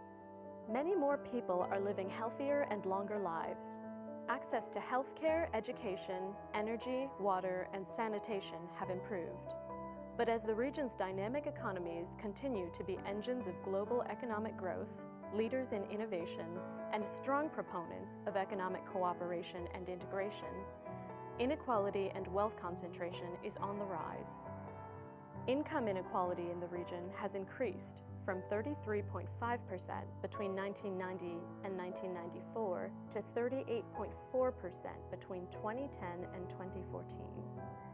Though these figures are lower than other regions and have decreased in more than half of countries of the region, the overall rising trend is troubling. Concentration of wealth among the rich is an even bigger problem. In 2017, the net worth of the region's 846 billionaires was more than 7 times higher than the combined GDP of the region's least developed countries. These figures are all the more startling considering that 1.2 billion people across the region continue to live on less than $3.10 a day, the majority of whom live in rural areas and engage in agricultural activities. In the context of the 2030 Agenda for Sustainable Development, these figures cast a deep and worrisome shadow on all three aspects of sustainable development: economic resilience, social inclusiveness, and environmental sustainability. Rising inequality threatens dynamism of regional economies and is detrimental to sustained economic growth, making it more difficult to reduce poverty. Rising inequality also undermines social cohesion and solidarity. A deepening divide between the rich and the poor is often a factor in rising levels of crime and social unrest, undermining trust in institutions. And perceptions of unfair distribution of income often discourage those left behind and can lead to polarization, radicalization, and weakening of the state. Across the region, environmental sustainability has moved to the center of the development debate. Evidence suggests that the most affluent countries contribute more to climate change, whilst the poor are least prepared to withstand the shock from extreme events such as natural disasters. Indeed, the Asia-Pacific region is moving along with the rest of the world into a technology-led fourth industrial revolution, and the scale, scope, and speed of this transformation could be unlike anything the region has experienced. A key concern is that this revolution could magnify inequalities generated by frontier technologies, such as artificial intelligence, especially due to anticipated job losses in certain low-skilled categories. In September 2015, world leaders gathered in New York to adopt the 2030 Agenda for Sustainable Development, pledging to leave no one behind. Reducing inequality in all its forms will be critical to deliver on this pledge. Perfect equality of wealth and income may not be feasible, but when it comes to inequalities of opportunity, outcome, and impact, governments in the Asia-Pacific region should not settle for anything less than a perfectly level playing field.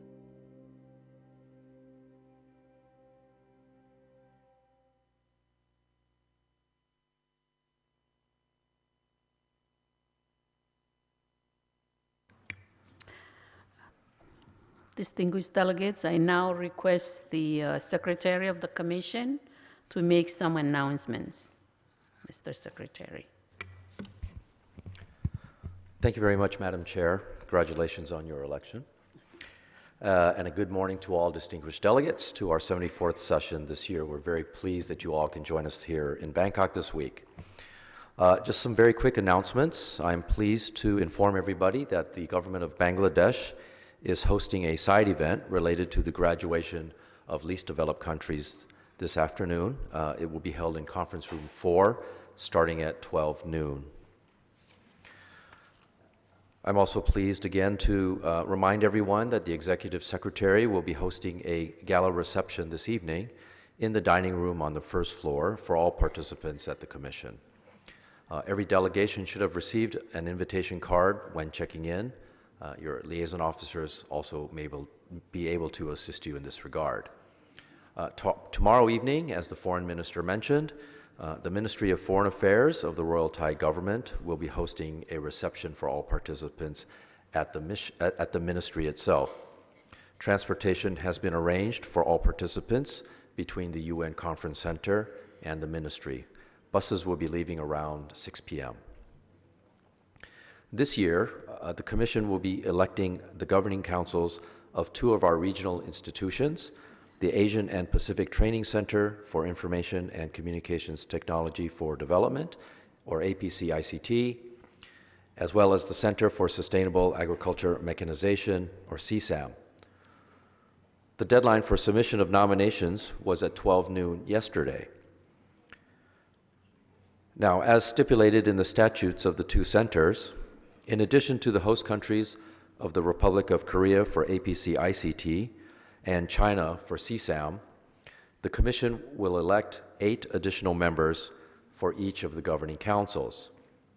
So as of 12 noon yesterday, we've received nominations from the following 10 delegations for APC ICT: Azerbaijan, Bangladesh, Cambodia, India, Indonesia, the Philippines, the Russian Federation, Sri Lanka, Thailand, and Vanuatu. We've also received nominations from the following 10 delegations for CSAM. They are Bangladesh, Cambodia, India, Malaysia, Pakistan, the Philippines, Sri Lanka, Thailand, Vanuatu, and Vietnam. The elections will take place tomorrow afternoon in Conference Room 1. Ballot papers will be provided. Voting will be conducted through a secret ballot. Please mark up to 8 choices on each ballot paper for each regional institution. All members present at the session are invited to cast a vote at any time. The elections will be conducted between 12 and 4 p.m., again, tomorrow in Conference Room 1. So I would just like to remind everybody again, especially the nominees, to remember to vote for yourself. Those are all the announcements I have this morning. Thank you, Madam Chair. Thank you, Mr. Secretary. At this time, I would like to invite all heads of delegations to the marked area outside Conference Room 1 for a group photograph. You will be escorted to the location by your liaison officers. Before I adjourn this meeting, I should like to inform all delegates that we will reconvene promptly at 2 p.m. in this conference room for the consideration of Agenda Item 9 on policy issues for the Asia-Pacific region. This meeting is adjourned. Thank you.